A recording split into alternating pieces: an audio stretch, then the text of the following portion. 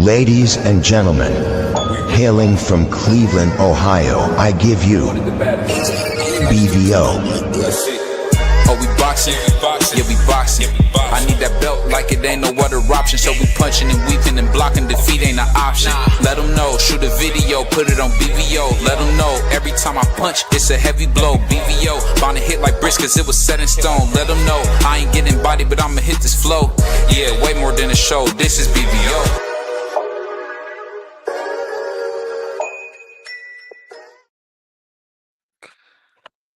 Yo, what's up? What's up? What's up? It's your boy, BBO Sports TV, man. We back with another one. We back with another one. What's going on, Freeman? How you feel about that fight we just seen? It was a good fight, man. Can't be mad at it. Yeah, I seen Regis and JoJo look like they about to pass away in the ring, man. That was a nasty fight. Hey, both need to go sit down. What you think about that fight? No, that was a great fight. I mean, I think that was probably the best fight of the night. I mean, you had two guys towards the end of their career, and they was trying to show the people that they still had something left in the tank. Yeah, JoJo's face looked crazy, man. I don't know. I don't know if that was his last fight, but it should be. What you think? I don't know if it should be his last fight or not. I mean, at this point, he's a gatekeeper. The same thing for Regis. He's a gatekeeper at this point. Um, I don't know what their finances is like. I don't know what their headspace is like. But sometimes guys want to keep going as long as their body can hold up. They want to keep going. I definitely feel that. Three, what's going on, man? How you feeling? What's good, BVO? Free. Salute everybody in the chat. Shout out to the Sports Talk Network. I mean, I just finished watching the JoJo Diaz Regis fight. I mean, JoJo Diaz, man, he definitely. I wasn't expecting him to perform that well. He definitely showed that he's still kind of got it. For JoJo Diaz, you see what I'm saying? Mm-hmm. Like Free is saying, he not gonna become champion at 40 or nothing like that, I don't think. But he definitely he still give guys good rounds. I still think at 140 that's a good fight for Emiliano. What you think about that Free at BBO Emiliano versus JoJo right now? Yeah, You think I mean that's a good measurement for hmm Emiliano, um, because I mean Jojo Diaz has fought on the biggest stage multiple times. He's been in there with yeah. a lot of veterans. He's been in there with a lot of different styles of fighting. And Jojo Diaz, he's gonna make you fight. I mean, he might get beat up in the process, but he's gonna make you fight. You're not just gonna come in there and just run him over.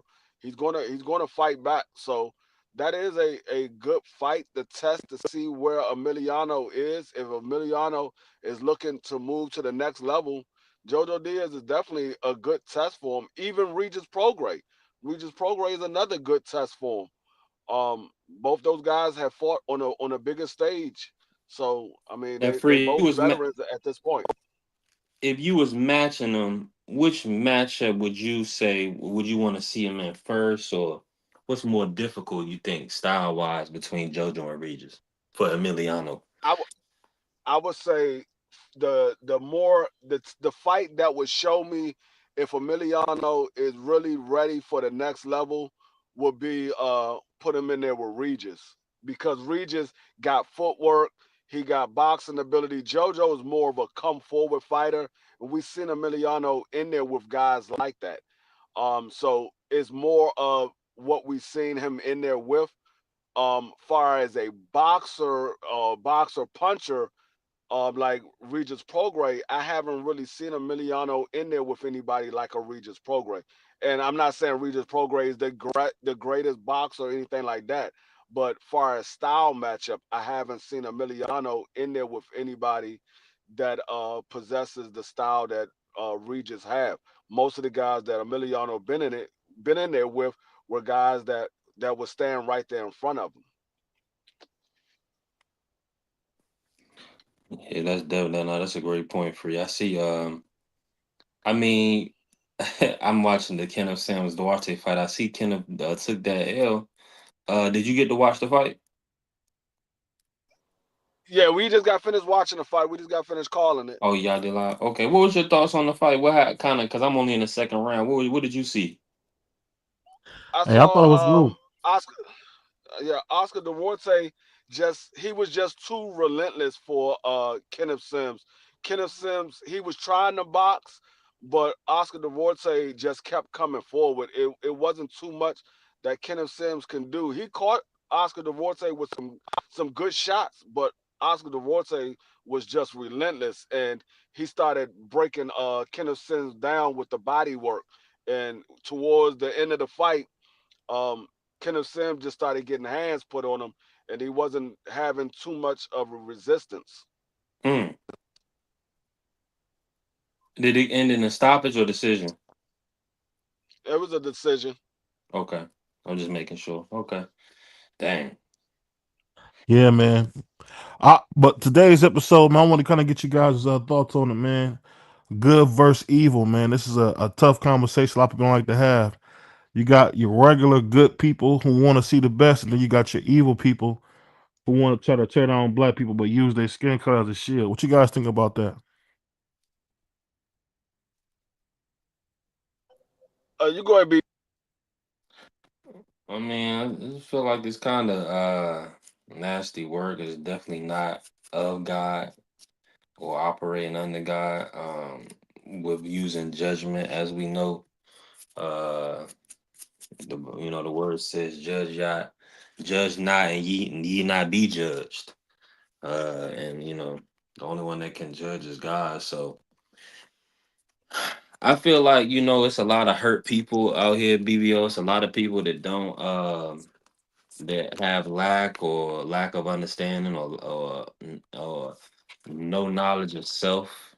So that's kind of why they would demean or put down their brother or the next man. So I think we just our value system, BBO. That's kind of why as an individual or as a collective, the values is off. But um, as individuals, a lot of times, you know, our heart may be right, or we may think we're doing the right thing, but in actuality, it's faulty.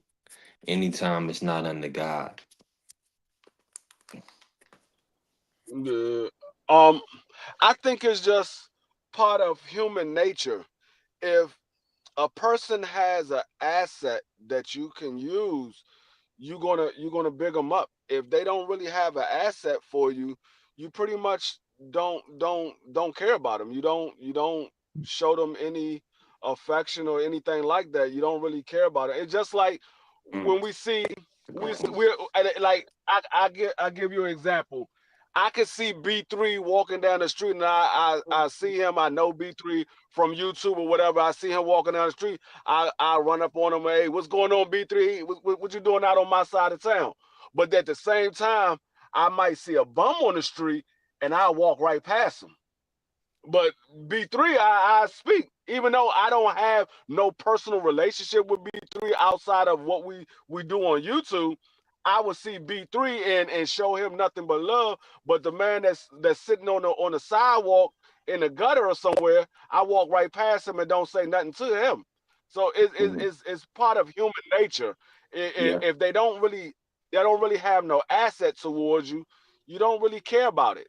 So it's just part of human nature, and it might not all necessarily be something that you meant to do. It's just part of what's going on in your mind. You look at an individual and you be like, hey, I don't want nothing to do with that. Or you look at another individual, hey, let me see what's going on with him, how he get to where he got to. So it's just part of what we go throughout life. Yeah, what you got for me? What you got? What you think about it so far, B3? Because I see like a new trend where it's like if somebody black does something, it's like a group of blacks who really go off and feed off that, almost like on like a symbiotic like type of relationship where they just look forward to like talking about something bad or something happened to somebody. Like I heard people jumping up and down celebrating Tank. They thought he was going to jail. Like they were celebrating that. What you think about that, B? Yeah, in this day and age or this kind of era, like if you're talking about content creators, people looking for clicks, black issues, black people, kind of have been moving entertainment since the inception of this country, kind of, you know what I'm saying? So used as entertainment. So anything that happens with us, people want to talk about. People want to have on the news, you know what I'm saying? People want to report on it, people want to click on it. So it that'll never end. And we see it time and time again. Our Hispanic or white brothers, they'll have a transgression or have an altercation or anything, and it's not. Uh, Nobody cares. Respectfully, it's not like a big deal entertainment wise for people. People are not like glued to a Weinstein or an Epstein trial, but a Diddy trial is the biggest thing in sports and entertainment. So I mean that's just what it come down to. The tastemakers, the trendsetters, they're gonna be the focus of the public. Yeah, and that's just what it come with it when you in the public eye. That's a good point. I guess for me, man, it just kind of sucked. It seemed like everything negative that happens to certain people, like there's people out there saying Bud Crawford is on steroids. That's crazy. What you guys think about those Yeah, kind that's of wrong. assumptions? Like I said, I'm not gonna assume of anything he didn't test positive. What I will say is he need to get away from daggone Victor Conti because we was always. I mean, your most people parents told them you're gonna be grouped with the people that you hang around. Anybody that you hang around, if they doing bad stuff, they're gonna think you're doing bad stuff. And you could be doing everything right, but because you hanging with a Tell them certain free. group, they automatically gonna associate you with those people. Yep. Um Guilty by with with, association. with yeah, with Victor Conti, we already know that he's a bad individual. He did some things that he went to jail for. Right. And it's like, why would you want to associate with yourself with somebody that we know has been convicted of doing certain things, and he's still in that type of field? Why would you want to associate? That's just like you know that this dude went to jail for drug dealing, and then he gets out of jail and he's still around drugs, and you're going to associate yourself with him, and then you wonder why people say, hey, you must be dealing drugs as well. No, Right. you hanging around them, so they're going to associate you with them. And then the whole new thing that Victor Conti leaked out this daggone testing, and then you got a date from June 13th of 2024, and then the test was taken in June 2025. How the hell you got a letter that was sent to you last year for something that you took this year? I'm like, dog, why would you want to be associated with somebody like that? And Victor Conti was the one that leaked the daggone test out. He was the one that put this letter on his Twitter page or whatever, wherever it was on IG or whatever have you. He put this letter out, and it got Terrence Crawford name on it. And you think people ain't gonna think something funny about it? I mean, you gotta cut ties from certain individuals. You keep getting a lot of bad heat about this individual. You wasn't getting these assumptions of you being on drugs until they started seeing you with Victor Conti. So the common denominator, everybody's getting associated with these drugs. That's a part of snack. The common denominator is Victor Conti. You got to separate yourself from him if you don't want the allegations. The allegations are associated with him, so they're gonna pass on to you. It's just part of human nature. That's what everybody's gonna assume because you're dealing with an individual who's already been convicted of doing this type of stuff. And then he has a whole documentary of telling them what he did and telling people that the stuff that he does now is not detectable. Come on, man. You can't be mad that people assume that's what's going to happen. I think the thing that's so crazy is I don't know about y'all, but I lost all respect for VADA testing. What about you guys? I, What's the, what's I'm the not going to letter I say I I do? can lost separate the respect for two. Vita. Yeah, I lost. I'm not gonna say I lost respect for Vada. I'm just gonna say the you try to put if you try out there put something out there in the public to vindicate the assumptions of Breaking up on my end, free. you did a Yeah, you breaking up. hold up. There we go.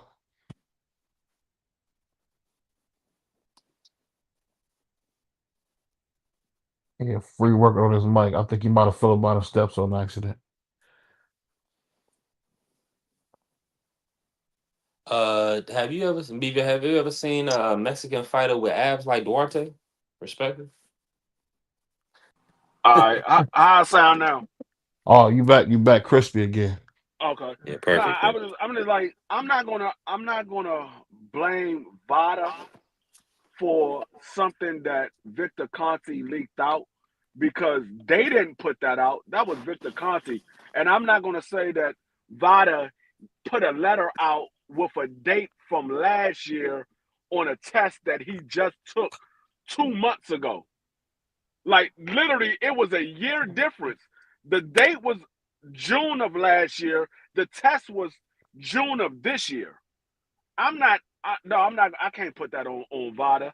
It looked like somebody grabbed something and they docu a letterhead and they forgot to check. They forgot to proofread something that we was all taught in school. You proofread over your work. They forgot to proofread over their work because they proofread over their work. 24 Hey. is 2025. You can't send him a letter that he's going to do in the future. You saying this man tested negative on all testing for something that he tests a year later. How can you tell him that? It doesn't even make sense. No, I'm not saying Vada put that out there. I'm just going to say whoever put that out there, they didn't proofread over their work because it looked real shady. You know the thing that's so crazy is I don't know if Bud remembers, but Shane Mosley, Marion Jones were not purposely cheating. Victor Conti made them cheaters. I don't think people remember that. And I just would hate for Bud Crawford to put all that work in and then lose it to something stupid, man. I think that's what might happen. What you guys think? No, I agree. I just think everybody that's dealing with Victor Conti, and this not just for Bud, this for all of the boxers that's dealing with Victor Conti. David Benavidez, Bam Bam Rodriguez, Jerome Boots Ennis, Devin Haney, everybody that's dealing with Victor Conti. If you a boxer and you dealing with Victor Conti, these are the allegations that's going to come with it. The stuff that they saying about Bud Crawford is going to come with it. You can't be mad. You're if you had a child or you had a daughter and she was hanging out with a lot of females that was very promiscuous and got around in the streets like that, you can't be mad if a dude run up on your daughter and think the same thing. These are the type of people she's hanging around. So they're automatically gonna think she's like them as well.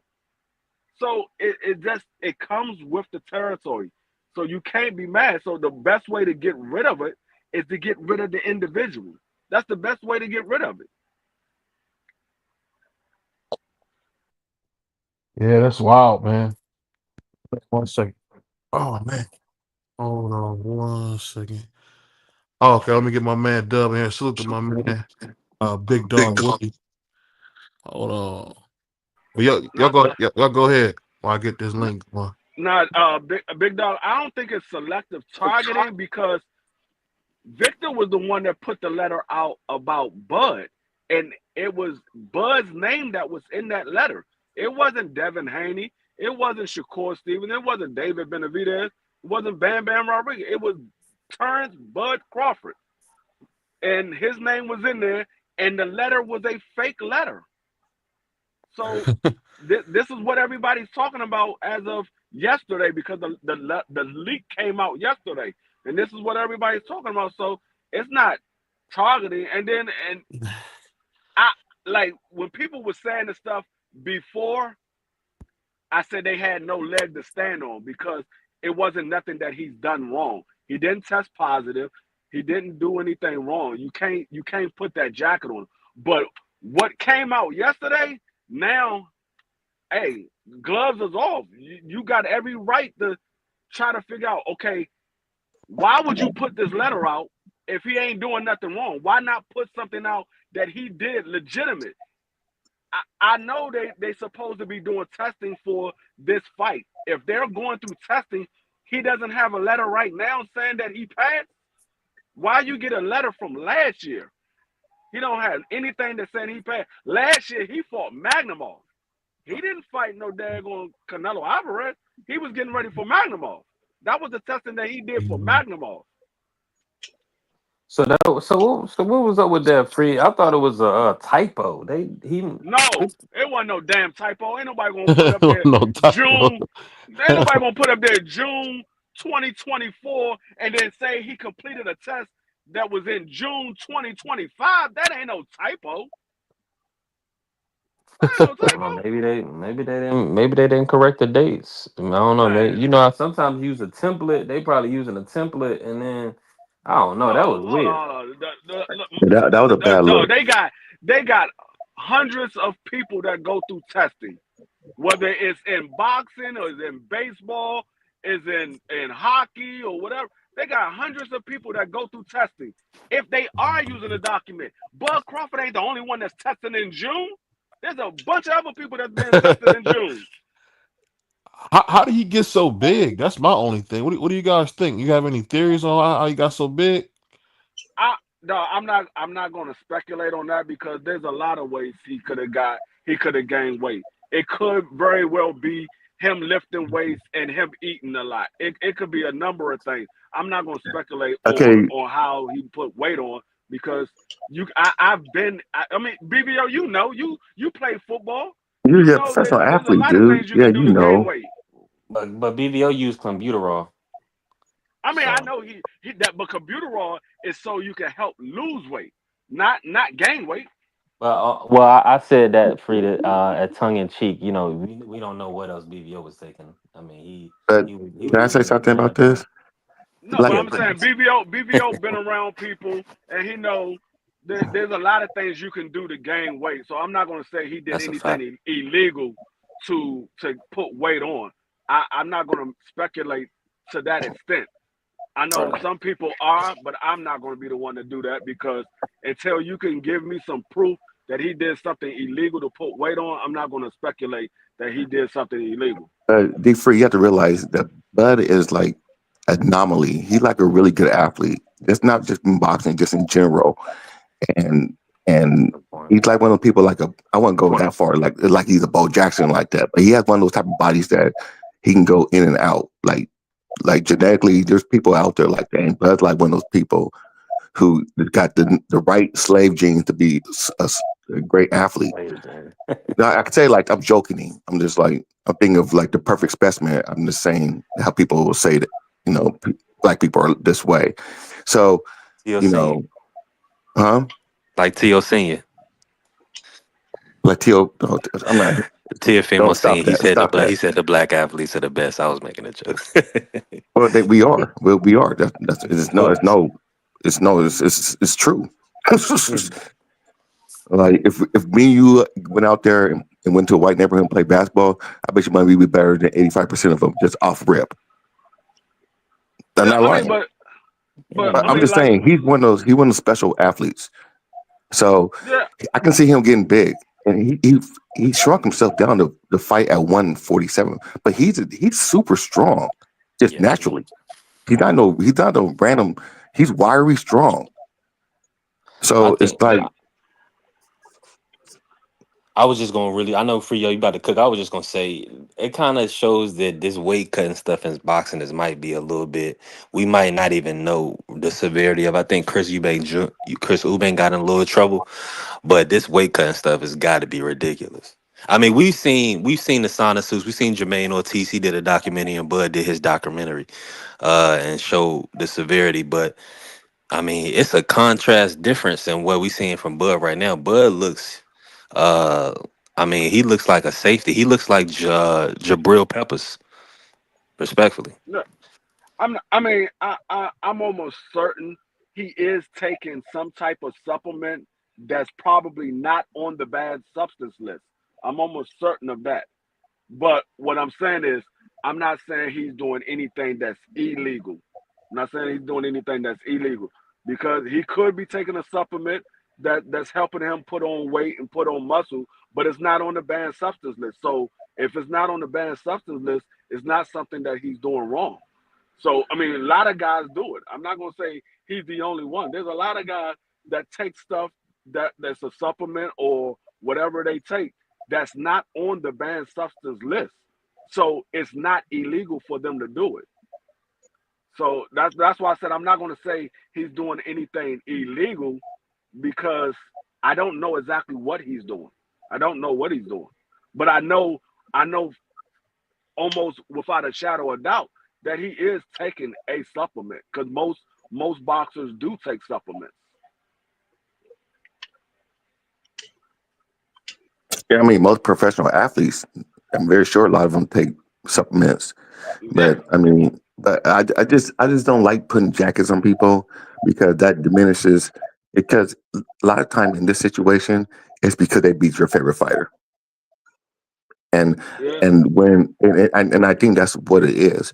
And I heard the other day that Shakur takes supplements. I'm like, then what happened to all this power? What happened to the power he's supposed to have? But there's things like that. And he was like, oh well, he was dodging what's the name to me. He was dodging his punches way too well. I was like, what the hell? Supplement's going to do with that? So Yeah. and just because just because he won his fight the way he did, ridiculous shit like that. So I mean, I think when you listen to these YouTube channels, you have to realize where they're coming from and who is it coming from, and Yes. and Yeah. and and like I don't know about the whole Fanon thing, but supposedly he's getting sued by Bud, supposedly Yeah, or he whatever, trying to sue. It was said that he's trying to sue for defamation of character. which is which But is which is that's valid. I'm not. I like Fanon, but that's valid. When you sit there, and you have a huge platform like he does, and you say crazy shit like that. Or I wouldn't say crazy, but when you make allegations, keep pushing it, keep pushing it, keep pushing it. They're going. yeah, You can get sued for that. It's I just no mean, yeah, sense. I mean, you can sue anybody for anything nowadays. Yeah. But I'm just But saying. I'm almost certain a guy like Fanon, who's a former lawyer, he knows how to get around things like that. I'm Yeah, almost Absolutely. certain. I'm almost yeah, I certain that understand it that. ain't nothing gonna come about it. It's just the fact that they are trying to do it or whatever have you. I And bet you that's why money. I I bet said you I money. He's don't gonna want have to to. shut his mouth. He's gonna have to shut his mouth. I bet you money that. Sometimes with certain people, and I'm not sure if this is Bud doing this, but sometimes you want somebody else to have the headache, that have to deal with the BS that you got to deal with. I think Right. I'm gonna be honest with you. I think it's a lot of scary Canelo fans. I mean, Um, it could be. It could very well be. yeah, because I mean, to put that on him before the fight, I mean, it's kind of it's kind of unfortunate, but I think it's based on the Snack and Victor Conti Association. I Yeah. mean, you can't blame the kind of the casual fan. They gonna believe it based on, like you saying, free who you connected with. Yeah. Because I can But tell you right now, Canelo has no space to say Oh no, anything. but yeah, no, 100%, big dog. With you a fact.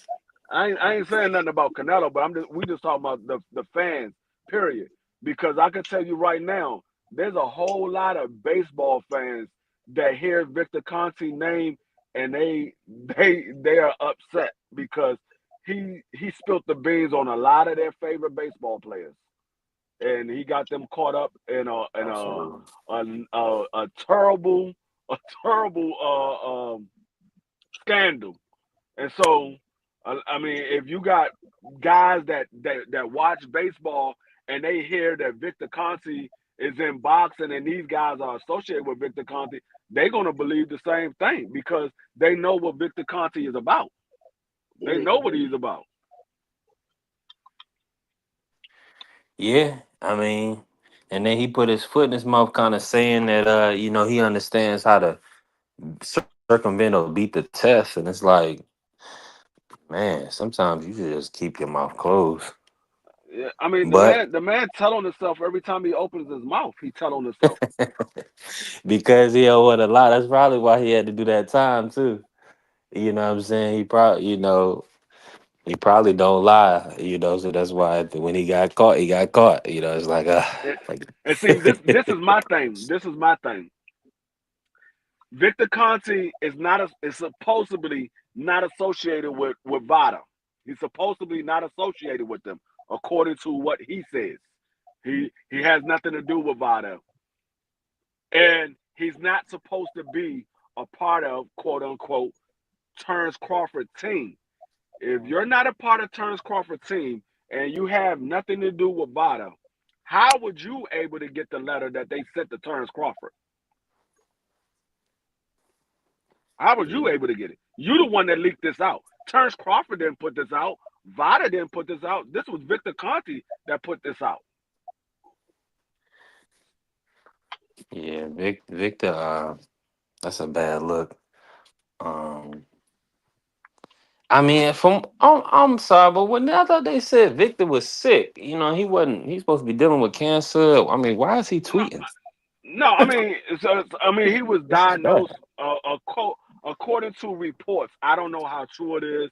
This is what I heard. I didn't actually see it come from Victor or a doctor that's associated with Victor, but Right. I heard people speaking on it. According to what the people said, they said he was diagnosed with cancer. So I don't know if it's true or not, but that's what some people have said.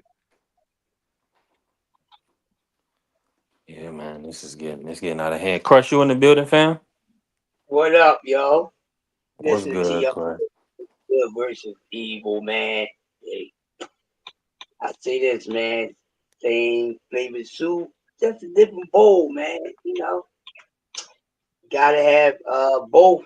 Both needs to exist for things to matter. So gotta decide which side you're gonna be on. And with some of these athletes we know about, they've been exposed. Some we trust and don't second guess, and then some we just not too sure about.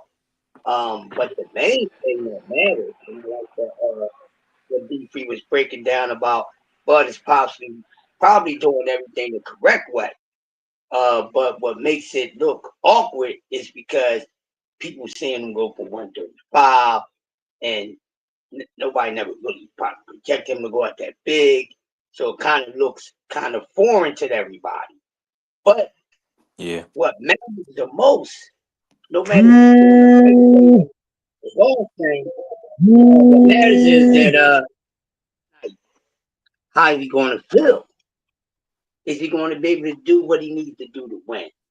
And that's what matters the most. So um, I don't have anything. I don't think it's anything shaky going on with him. Come fight night.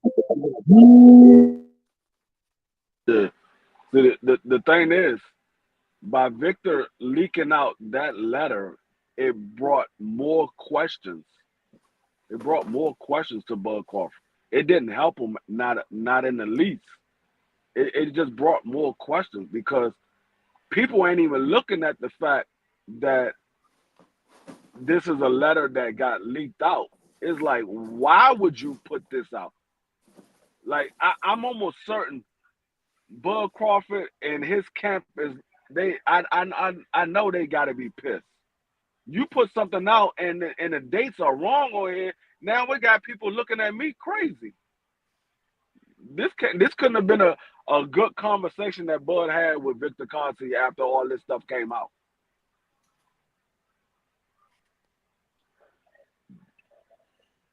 It couldn't have been a good conversation because I know if it was me, I'd have been like, man, what the hell are you doing? What is wrong with you? I didn't ask you to say nothing on my behalf, let alone put a letter out that got two different dates on here, got me looking crazy. So I mean, Yeah, that was. I mean, like I said, the same way we were saying Tank Davis got to leave his baby mother alone. These niggas got to leave Victor Conti alone. They got to leave him alone. It's not bringing any positive to your career or your life. It's always going to be questions because you're associated with Victor Conti. Yeah, I'm in agreement. It's just unfortunately, Freed, what's happening with these guys is they, well, in the sport of boxing, Snack is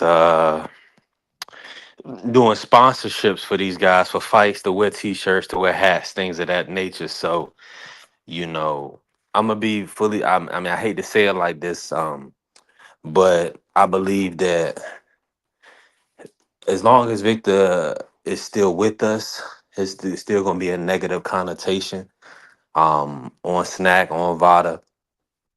Um, Once he's no longer with us, I believe things may change, but the stigma could still be there. The residue could still be there. So people have somebody directly to associate with cheating. Why that person is still around, in the business, it's no way to remove that scandal from the company. So they're gonna be dealing with that. So like you're saying, all I'm saying is free. Even if they if they do stop dealing with Victor, are they gonna stop taking the promotional money wearing snack? You know what I'm saying? They might need that little, however much it is, 2,000, 5,000, whatever. I mean, a guy like Bud Crawford shouldn't need it. He Right. shouldn't need it. Now, I don't know what's going on in his financial life, but the money that he's been making the last couple of years, he shouldn't need it. Yeah. That little bit of sponsorship money that he's getting, I mean, yeah, it's some decent amount of money, but it shouldn't be something that if you're not getting it, you struggling. Yeah. And that's what But I'm like saying. I I said, know Victor. I know Victor was, with certain fighters, he even sponsors their testing. So yeah, no, all I know around the that, boys.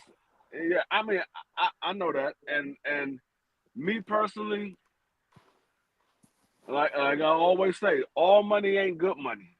Yeah. All money ain't good money. Even though, yeah, the money sounds good, but what comes behind you getting that money? That's just like me. If a guy come to me and say, "Hey, I got a way you can make a couple of $100 real quick. All it's gonna take is like 10 minutes of your time," and then he tell me I got to do something illegal. I'm like, "Nah, I'm good, dog. I'm good. I'm not Mhm. risking my freedom for a couple of $100. Ain't gonna happen. I don't know if this is a setup or nothing. I don't know what you Right. got going on. You might want me to do it because they watching you now. I get caught up in something that was meant for you. Nah, I'm good. I'm a old chili. There you I'm a go. old chili right here. And So that's like I said, the, exactly what was the, happening. yeah, so the money might sound good, but what comes behind the money? See, a lot of people just see the money, they see the dollar signs, and they don't think it all the way through. They just say, "Oh, he gonna sponsor me. I'm gonna get this much. All I gotta do is just have this logo on my trunks or whatever have you." Yeah, that's all fine and dandy, but what comes behind it? People going to start speculating. They're going to start having allegations and things like that. And now you got to be out in the public explaining yourself before damn near every fight. So nah, I mean, if you don't mind doing it, then so be it. That more power to you. But me, I'd rather just go make my money, handle my business, and go home and sleep peaceful at night. I ain't got to worry about. Hey, did you see what they said about you on the internet the other day? Man, I ain't trying to hear all that. I'm in a house chilling. I ain't even got no fight lined up. So I mean, some people just don't. Some people don't think about that. They just see the dollar sign. But I mean, I don't even I like if now it would be one thing if Victor Conti was in the industry and he was making trunks and he was making shoes and boxing gloves and he had nothing to do with any supplements and you was dealing with Victor Conti. That's one thing. but this man is still dealing with the same thing he got locked up for. That's just like Rayford Edmonds got out of jail, and he's back standing on the street corner dealing with hustlers on a regular basis. You know this man is doing something wrong. This is what he got locked up for. This is all he knows. You know he's doing something wrong. Nah, that go without question. That's a fact for you, man. Salute to everybody that pulled up with us. I know BVO, he probably napping by now. I can't see if anybody in the back, but he probably got people in the back. Um, Shout out to Daniel in the building, TD Sports, our brother Thomas, Crush the Legend, BVO the fam, Dub Right Side. Dub Right Side asked for the link at 12:39. And Big Dog Willie in the building, man. Appreciate everybody that showed up. Yeah. BB, he came off mute. BVO, you awake, fam? We just checking on you, man. We need proof of life every now and again. You never know. You don't know this time of night. You don't know if BBO Mike is out or what. See? Oh, Hold there you on. go. I even was talking, man. I think something going on where I had to click out and come back. But Yeah, you did. We ain't hear it's a you at all. yeah. I was talking. I'm like, dang, they can't hear me. But no, I would say that it's a good conversation, man. And sorry I'm not a night owl like I need to be, but I'll just say this, man. This is one of them things that's continuously happening, man, where we got people not using their brain. And what's going on with Bud is sad, man. It's a dude who's a really good fighter. And the thing that's so crazy, you struggle with Ricky Burns, but you get the 147 and you knocking niggas out cold. I don't know how that happens. He struggled with Ricky Burns. He didn't beat Ricky Burns up. That was a tough fight. What was the one dude? Was it Postal? No, that wasn't Postal. What was the other guy he fought? What other white dude? No, I mean he fought Victor Postol. No, I'm They talking about it went was to the. another white dude Ricky that he fought. Burns. Oh, you talking about Ricky Not Ricky Burns and Burns, the other dude. uh um um It God was like dog it was his like a name step up fight At what weight? at 140. it was That was Postal. You talking about for the unification? Victor Postal? No, not no Postal. It's the white dude. He Oh, like oh, oh, Mean Machine. Egas Kavalaskas. oh, that's at 47. It's one more Oh, dude. yeah. I can't Oh. I can't think of his name, but he bought him up in his press fight. He bought up Ricky Burns and he bought up this dude. British Prescott? British Prescott. That's his name. Yeah, Prescott. Yeah, Prescott. That's what Prescott. it was. That's his name. So that's what I'm saying. He bought that guy up. I mean, he went life and death with him. So I don't know, man. I'll That's say why they this: brought him up. no matter what, Snack. I think Victor Conti got to get out of the sport because boxing don't need this kind of press, man. We don't need this kind of press, man. We Like just I've don't. always said. Like I've always said. Is Yeah. something about Snack that they're benefiting from. I don't know if it's the money, the sponsorship money, or if it's the supplement, but it's something that they're benefiting from because you're not going to see if you having all these allegations against you because of who you dealing with. You're not going to go through all this turmoil and all these allegations unless you're benefiting from something. You're gonna cut your ties. He's not a part of your team or anything like that. You're gonna cut your ties with him. That's what I said. It's something that they're benefiting from. I don't know what it is. It could be the money. It could be the supplements. I don't I'm know gonna what be it honest is. with you. It's probably both, but I know for a fact it's the supplements. Yeah. Sean Porter, he came out. I don't remember the two specific supplements that he stated, but he did say him and Bud was taking the same two supplements. That were of course are approved and everything, but it's the supplements for you. I mean, these guys they want the best. They want to be 12-round fighters. They want to be in the best condition possible. So they definitely looking for every competitive advantage, especially in a sport where a lot of guys are taking an unfair advantage. Yeah, I Yeah, mean, it could be like I said. I don't know what it is, but I know for a fact they're benefiting from something, and Yeah, that's the only reason why they sticking beside Victor Conti because they're benefiting from something. Because if it's I'm speaking for me personally. If there's somebody that's around me or I'm associated with that doesn't benefit my career, doesn't bring any money in my pocket, and is not a part of my team, what is he around me for? What is he around me for? I don't need him. So if I'm not benefiting nothing from him, I'm getting all these allegations and all these conspiracies that they trying to bring up on me, I'm gonna do away with him because he doesn't bring anything to me. So that's what I'm saying. It got to be something that they're benefiting from. I Yeah, mean, you right, free. And let me just say this one thing. Another thing they benefit from is his mind too.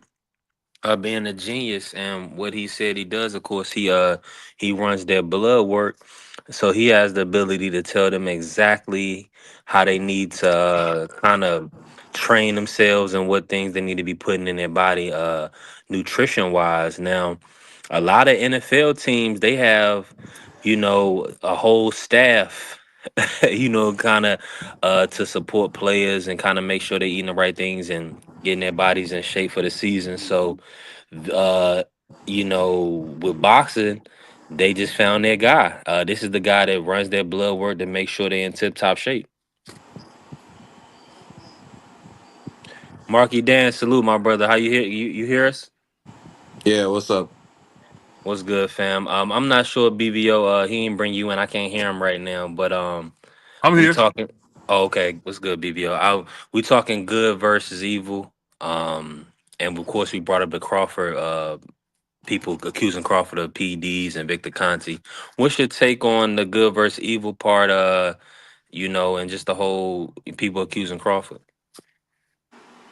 I mean, but what I mean, good versus evil with people accusing Crawford. I mean, I don't look at that as necessarily evil. I mean, you could say it's hating, but I don't think that necessarily damages Bud Crawford's career or his reputation, because most of those people are either just dumb trolls on the internet, or they're pundits who, again, like, they words does not even put a scratch on the credibility that Bud Crawford has built in his career. So I mean, like, if you really want to talk about a fight of good versus evil in the sport, it's it's with guys like the Jared Andersons and the Tank Davises and guys like that who just want to nickel and dime and find the easiest way around the problem so they can make the most amount of money off the people.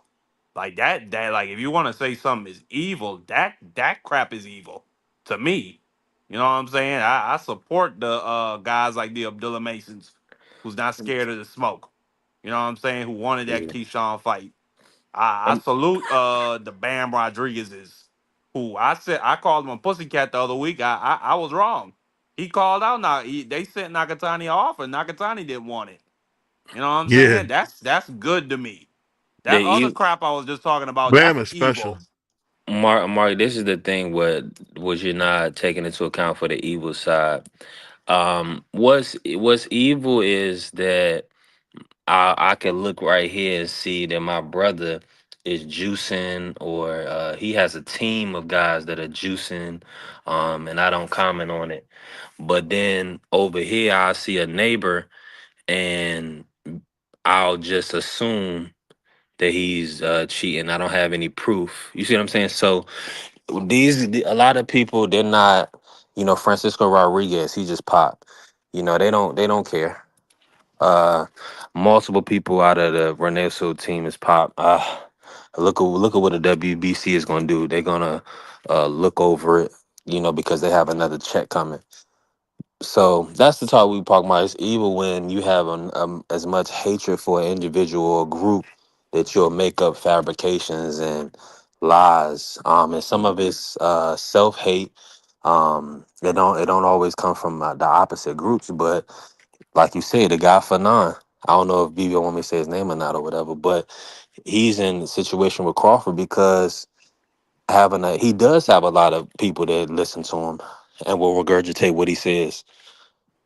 So that's why it's important to kind of monitor these guys and hold them accountable, because I mean, If BVO came on here and said something every day, it's people that will believe it. He don't. It don't have to be true, and that's the power of having a microphone. I mean, respectfully, Fanon is the guy who, what I remember he had a mental breakdown. Like, ain't he on drugs or ain't he schizophrenic or something like that? That's what I'm Well, saying. B3, like these guys, they can't scratch Crawford's credibility. They can't put a dent in it. They can't put a smudge on it. Nothing. Like if that's the measure of the people that are coming out with these statements saying Crawford is on PEDs, then I mean that's not nothing to worry about. Like Fanon is a weird guy. from me and your perspective, Marky, I'm in full agreement with you. I don't. I mean, Crawford can't be questioned. His credibility and also his career is undeniable.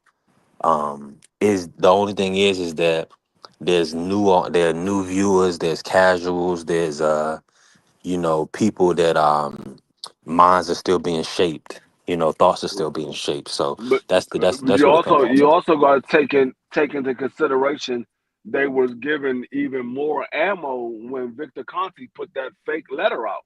They was given more ammo. So I mean, even though they Yeah. might not have had a leg to stand on before, now they do because you Victor Conti put out a fake letter that had two different dates that shouldn't have never been put out. Right. No, and then Troy Graham has made a good point. Um, he said, "Are any of the major sport networks saying Crawford is dirty?" Yeah, I haven't heard because he hasn't popped. He hasn't I popped mean, hot, so I don't believe any of the majors have even I yeah, spoken mean, on they this. just they not they not gonna say anything unless he pops dirty. But at the Yeah, same token, they don't really follow boxing like that either. They don't. I mean, I ain't gonna say they don't 100%. follow boxing. For big They fights, don't though. cover. They don't cover boxing like that unless it's Hmm. something major.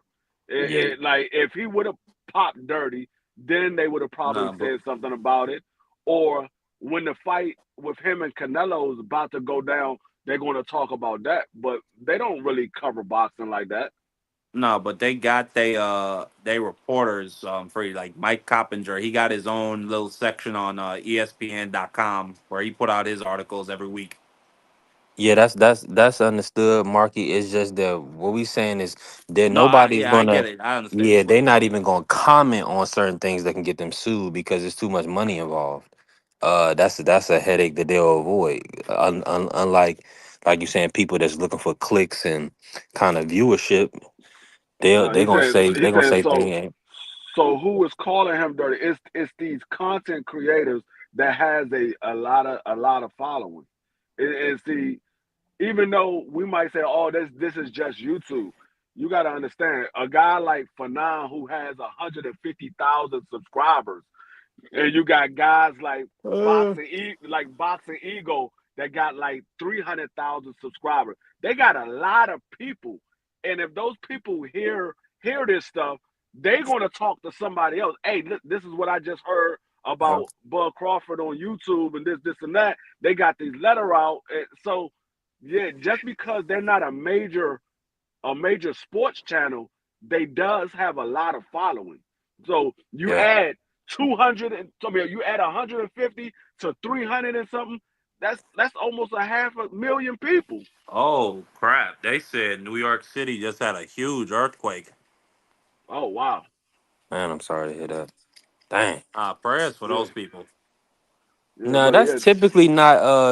typically not normal for the East Coast, if I'm not mistaken, No, right? I I know mean they we just we had a we huge earthquake over there in Asia, and they said it had a tsunami that hit Japan, and it was coming out to Washington and Portland.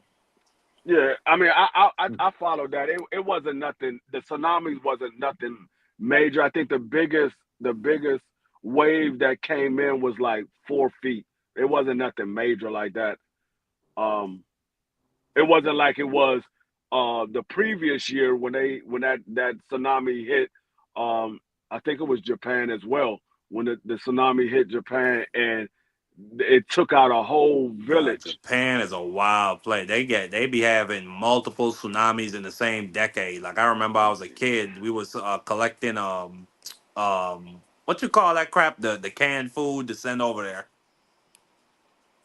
Food Perishable drive, goods. food Yeah, drive. perishable goods. That's what I meant. Yeah, yeah, but yeah. But it's not typically common for earthquakes to be on the East Coast, but we have one in DC, well, the DMV, a few years back, and there was another one that was in North Carolina a couple of years back. I think they had one in Philly, well, Pennsylvania, a couple of years ago as well. So I mean, it's starting to become a little more frequent, but it's not something that commonly happens like it does in California. Like California had multiple earthquakes because they sit right on the sand. What is it? Sand something fault. I forgot. I think it's sand. I can't remember the name of it, but they sit I right think on it's like the, a San Fernando for or yeah, San San Andre. Fernando. Oh, San Yeah, Fernando. Yeah. They don't yeah. call that just like a fault line or something like that. Yeah, it's a fault line that California sits right on top of, and so that's why they have so many earthquakes. Well, that's why they have earthquakes as frequently as they do. They haven't had any major ones as of late.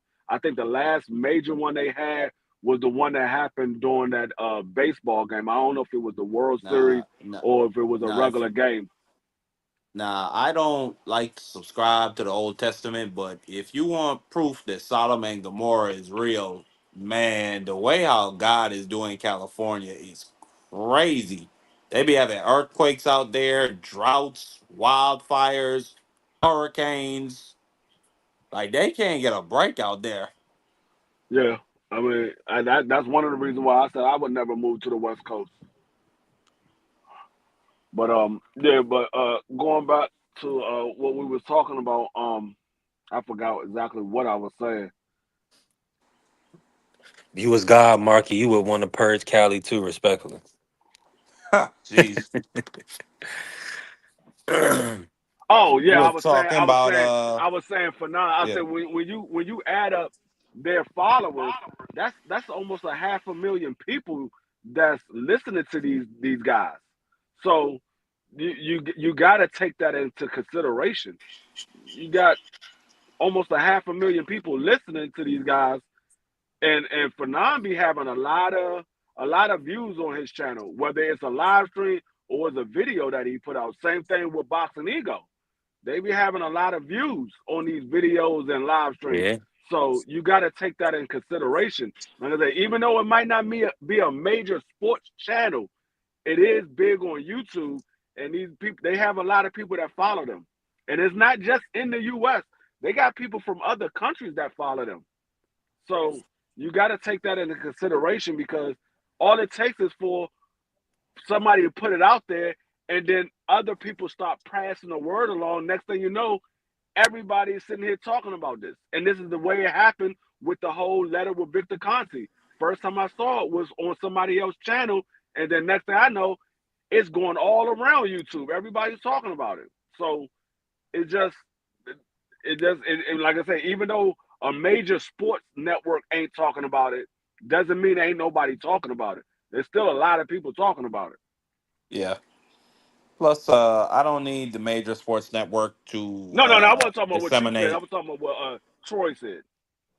No, yeah. No, but I was saying to Troy, I don't need the major TV networks to disseminate some information for me to get it because we got Blue Blood Sports TV, we got what's another guy? We got Fight Hub TV. It's a lot of different content creators and reporters Yeah, out there. We got our boy Tommy.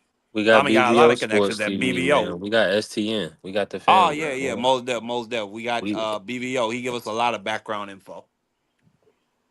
yeah. I Yep. mean, but these people they have a lot of influence because a lot of people listen to what they say and they go back. Sometimes they use their same viewpoints and make their own content or have their own personal conversation with people that probably don't know about boxing or didn't hear what's the latest news that's going on.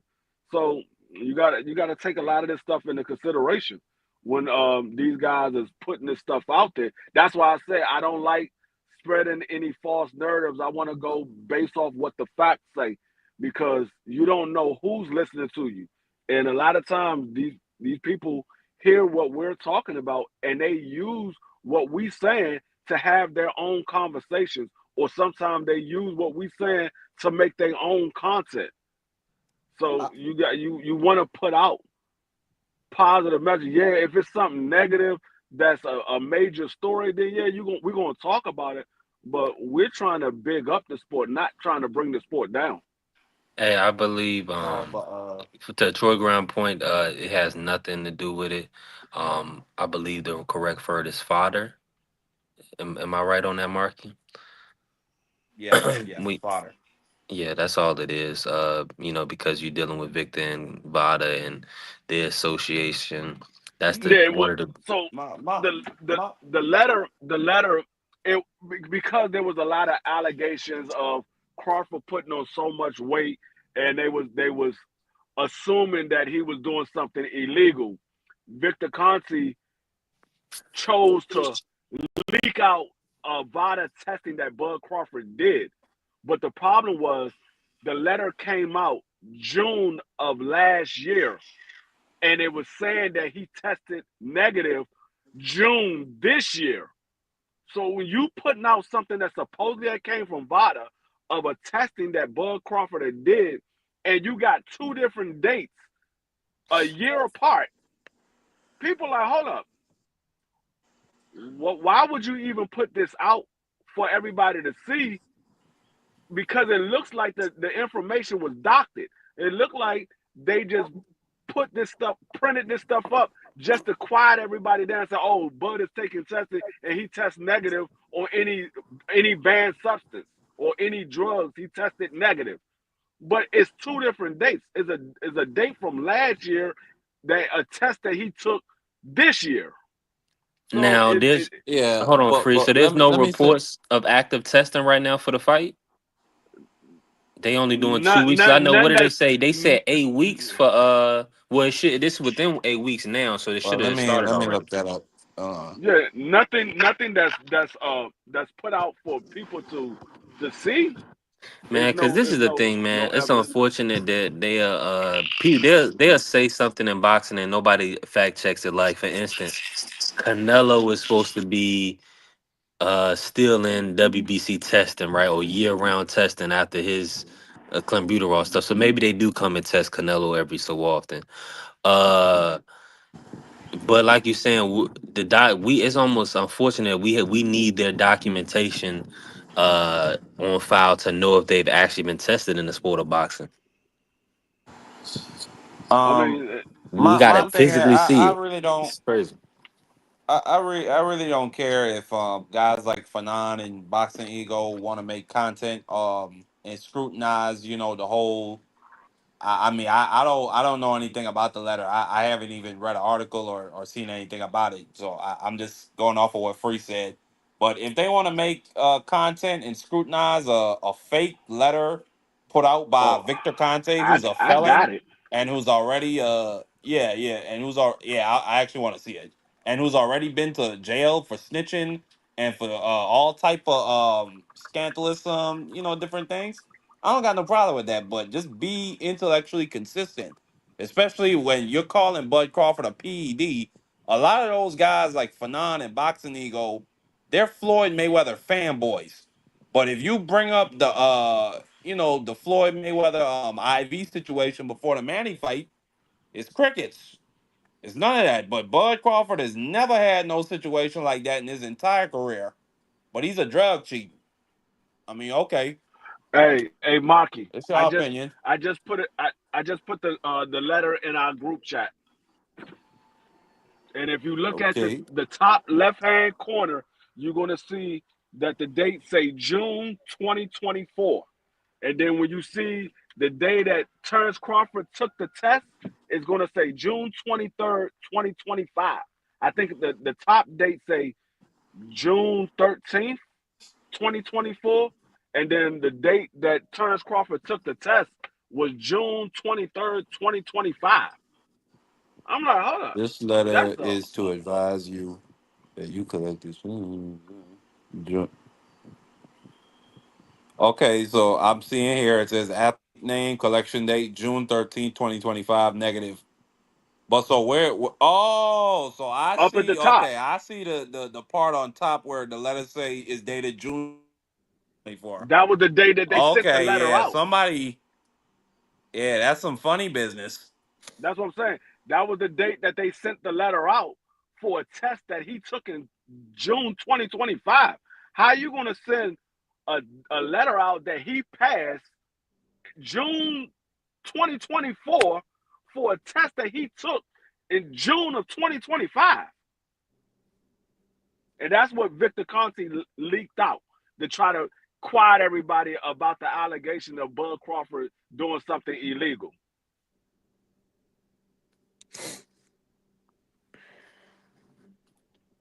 Yeah, it's just weird. I don't understand it. The reason to put out the letter at all.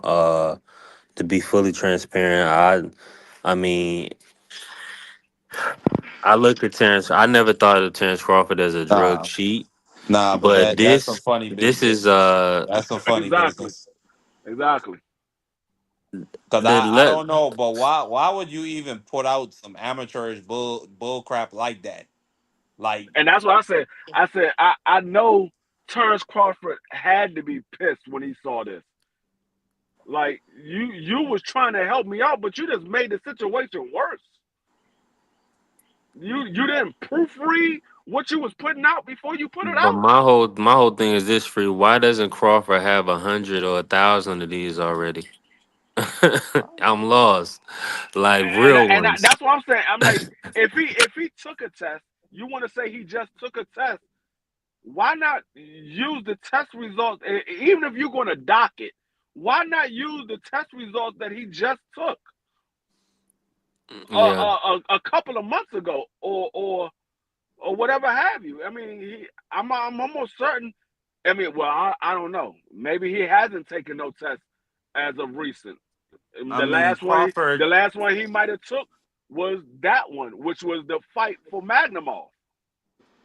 I mean, Crawford is his client. He does supply him with supplements. Maybe he felt the type of way, but I mean, if I'm being accused of taking PEDs, the last person I ever want to come to my defense is Victor Conti, bro.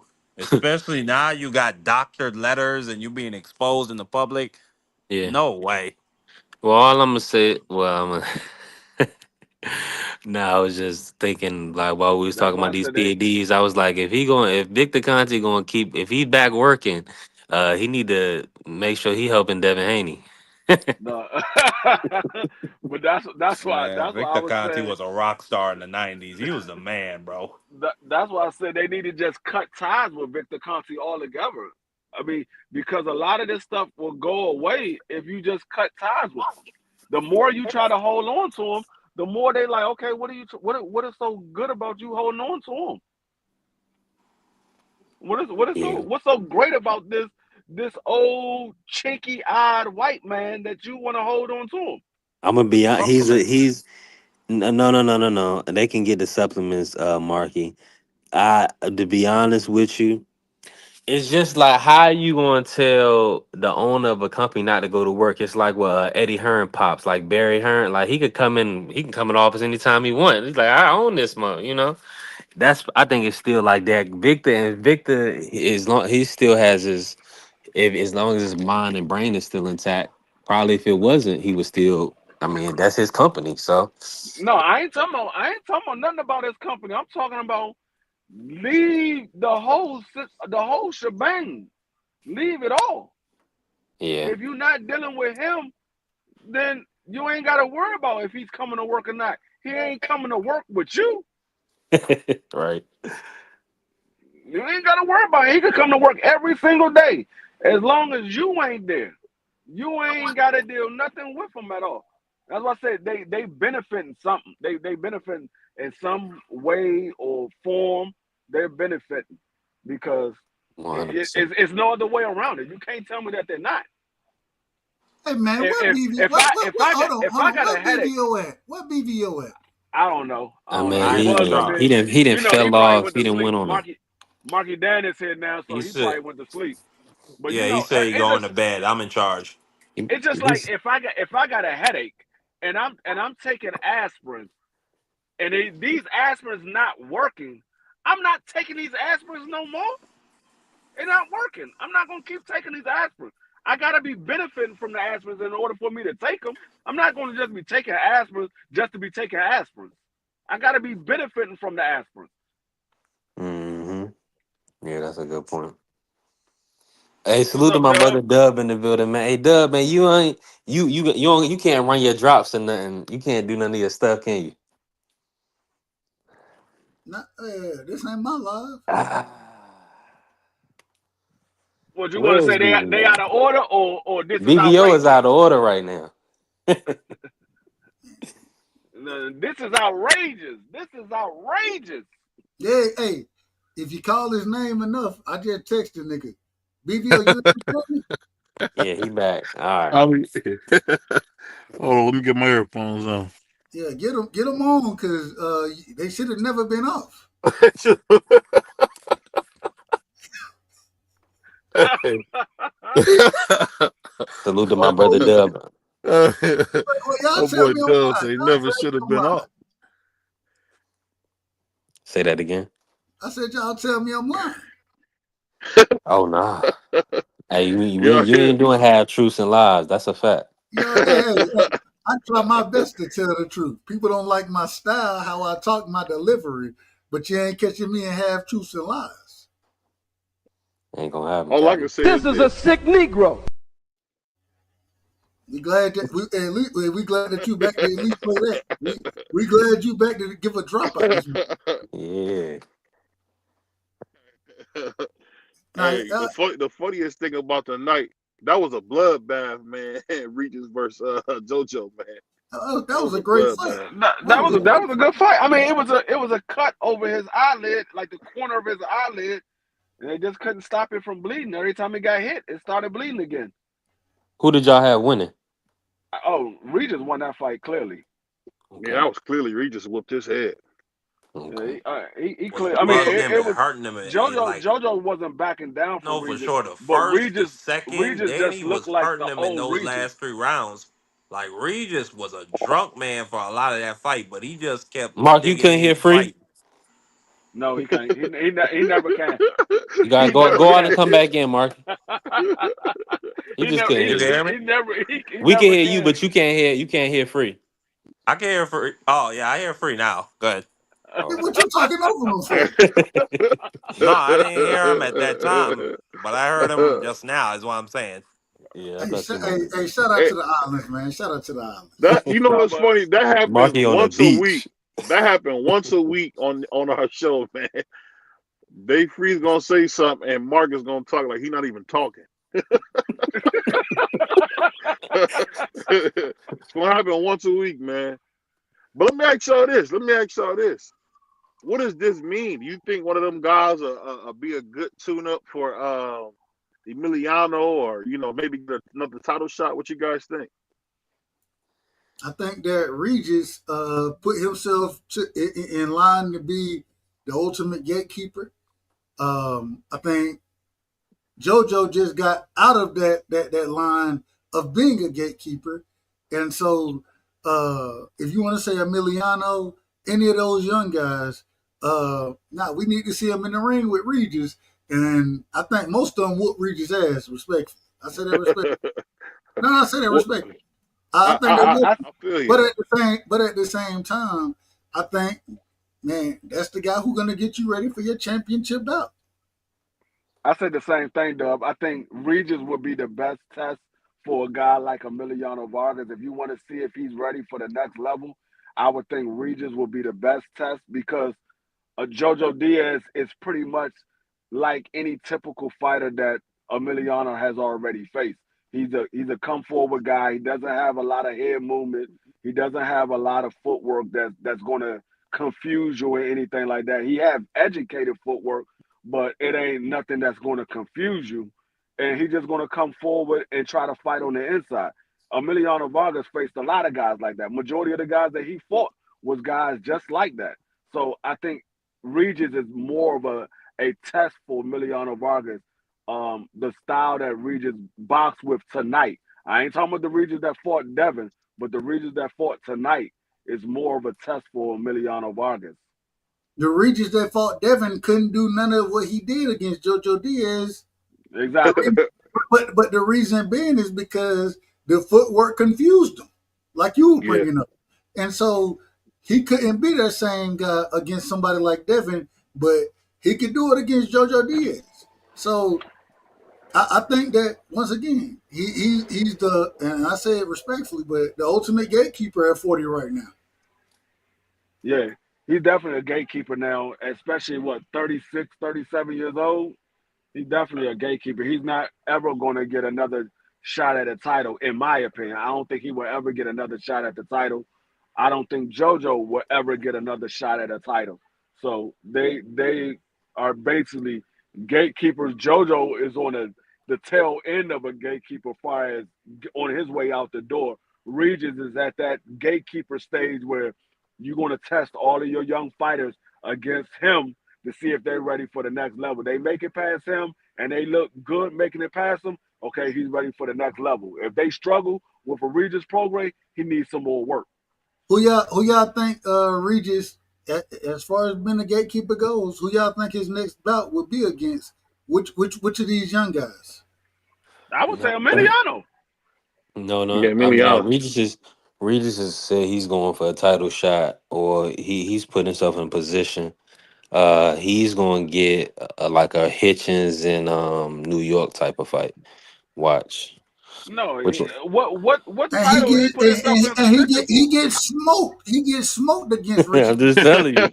I'm just telling you what we gonna get, family. The fight will The look only exactly. The fight look exactly like it did against Devin.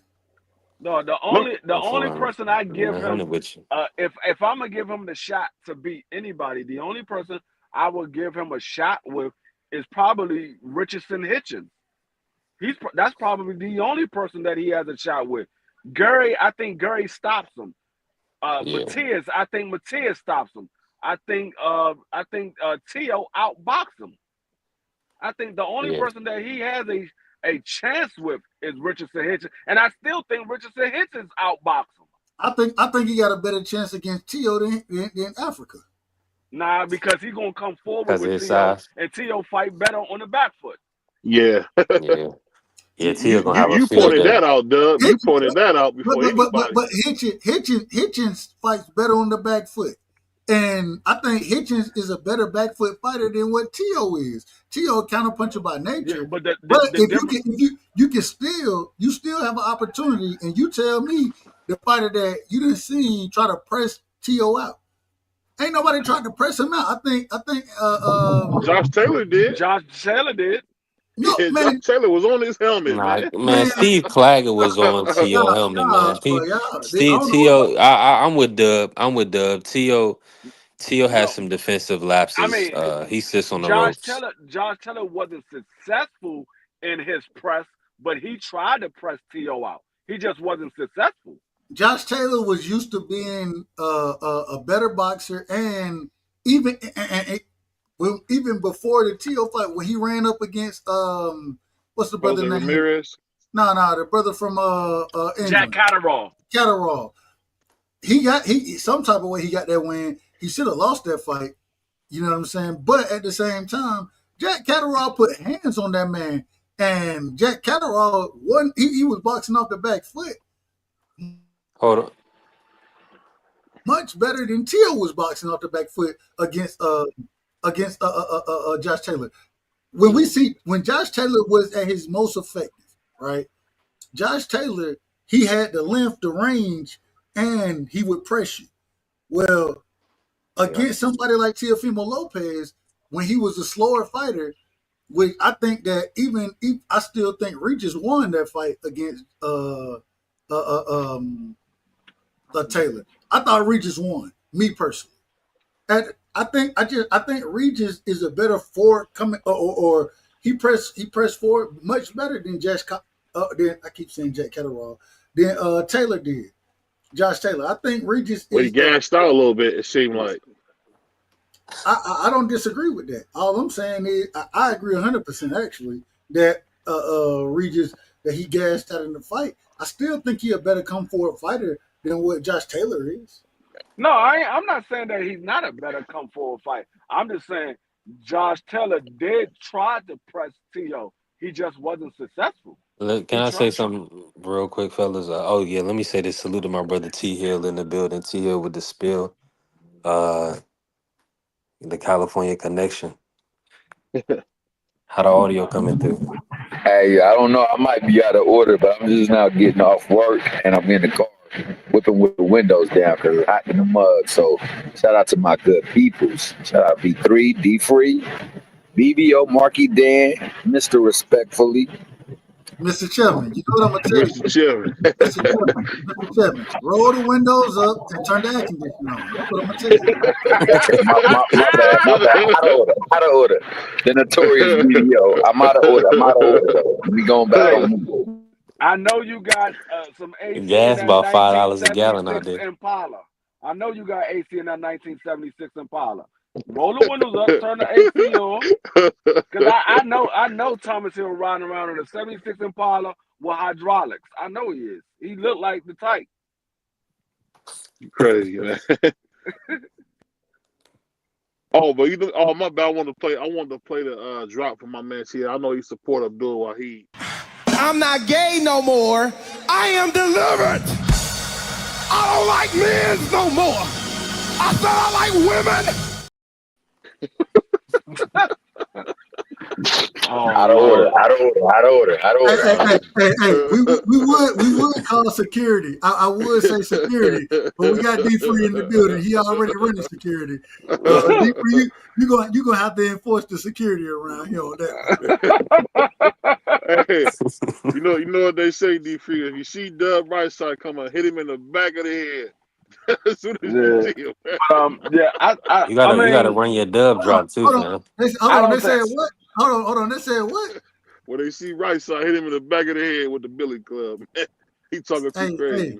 Y'all can, if that's what you want to do, you can do it. All I'm trying to tell you is just know, when you see me, it's a couple following behind me. So just be prepared. Just be prepared. And in the country down here, we ain't hitting nobody with Billy Club. We're gonna shoot the shit out your ass. So it is what it is. Hey, you know what's funny, man? I gotta get off boxing for this one moment. I was watching the video. This dude ran up on this dude. He started punching on dude. And then dude just started blasting. I said, oh my God. I said, how you gonna blast because somebody stole on you? That's how I realized I'm old school, man. Ain't nobody trying to catch no hands. I'm too old. I'm too old. Listen, folks. I hear folk call me OG on a regular basis now. I didn't even know I was the OG. They done called me Unc out here. I said, okay, well, I call you old man. All right, that's fine. I'm old man too. Just know this. As an old man, I'm not finna fight you. I'm not here for none of that. I don't want no smoke. And once you put your hands on me, That boy said that club ain't got billies, but it'll put some hot Charlies in you, huh? Public service. This is what I tell. I live in a state that they call it's an open carry state. You know what I'm saying? We got the right to bear arms around here. I don't know about all y'all states. California, you go to jail immediately if you got a gun. New York, you go to jail immediately if you. Around here, it's an open carry state, and trust me, me and mine, the niggas that I rock. Oh no, we got something for you. And once again, we're not gonna start nothing, but we definitely will finish. I promise that. That's wild, man. Y'all talking that real talk. I be telling the young brothers, just to keep it at 1,000 with them. Doug got to get a drop for that, man. He got to get a drop for that. I want to run. And that's what that piece do. That piece maintain order. We gonna maintain order around here. Like I said, I don't want no smoke. I don't want to fight you. I'm not gonna put my hands on you. I ain't gonna put my hands on you. But at the same time, you put your hand act like you want to do something. Let me feel that my life is in danger. right, we'll see what happens. We'll see. Hey, shout out to you, Dub. I had a good friend of mine. He slapped this cat, man, and dude started dumping at him, man. I guess it ain't 2006 and 7 no more. You can't get somebody a case of the beach, man, without them pulling out a weapon now. So I'll say you right. That way you keep it. Like I always tell my son, you keep your hands to yourself unless you're defending yourself. And as a grown man, I ain't even finna fight you. I'm definitely all right. Look, Yeah, and you gotta. I got it. I got the. I ain't even gonna tell. I ain't even gonna say what I'm about to say. I ain't even finna But say nah, what I'm. I was going. I just want to say real quick for the people, like in this era, as we can hear from this conversation, it's extremely important how you carry yourself in society, your mannerisms, because a person will be quicker to unalive you than they would to, extend their hand. So that's life, bro. I don't want no smoke. I don't want no smoke. None What you whatsoever. what you taking all comers on there? Nah. I don't. Nah, man. I don't want. We can have any conversation you want to have. I don't want no smoke. And if you argue me down, that's on you. I ain't for that. I ain't. You protected. I'm protected. But once you put your hands on me, talk. Talk how you want to. Just don't put your hands on me. I think Ludacris said that. It's so Oh no, funny you no, say that. my bad. That wasn't Luke. I apologize. That was Young Jeezy and what the Boys in the Hood. Boys in the Hood. Yeah. You can talk all the you want. Don't put your hands on me, man. That's it. That's crazy, man. Now dudes will get a weapon out if you give them a case of the beach. That's crazy work. You will never give me no beats on anything. 'Cause I'm not trying to If a fight you. 6'5", 350-pound mutant come and beat me to death, I'm for sure getting a gun. Are you crazy? Man, I don't care. Bro, I don't care. I don't care. I don't care if you 5'5", 150. And once you put your hands on me, I'm gonna defend myself accordingly. I don't give a Hey, damn about none of that. People in the Dub South don't talking like believe in Vernon that. That's Maxwell. See, I came up in the air with dudes that get mad at the dude and slap the taste out their mouth. yeah. Slap me if you want to. Slap me if you want to. Hey, that's what Vernon Maxwell said about Hakeem Olajuwon. Yup. Hey, hold on. Hey, Bernie Maxwell said he put them. He said he slapped me. He got them hands. What he said? He said he got them He hands said like Yes, yeah. he said that nigga said he got hands like he scraped the ground. hey, look. You slapped me and cut my shit. No, we ain't finna have none of that around here, man.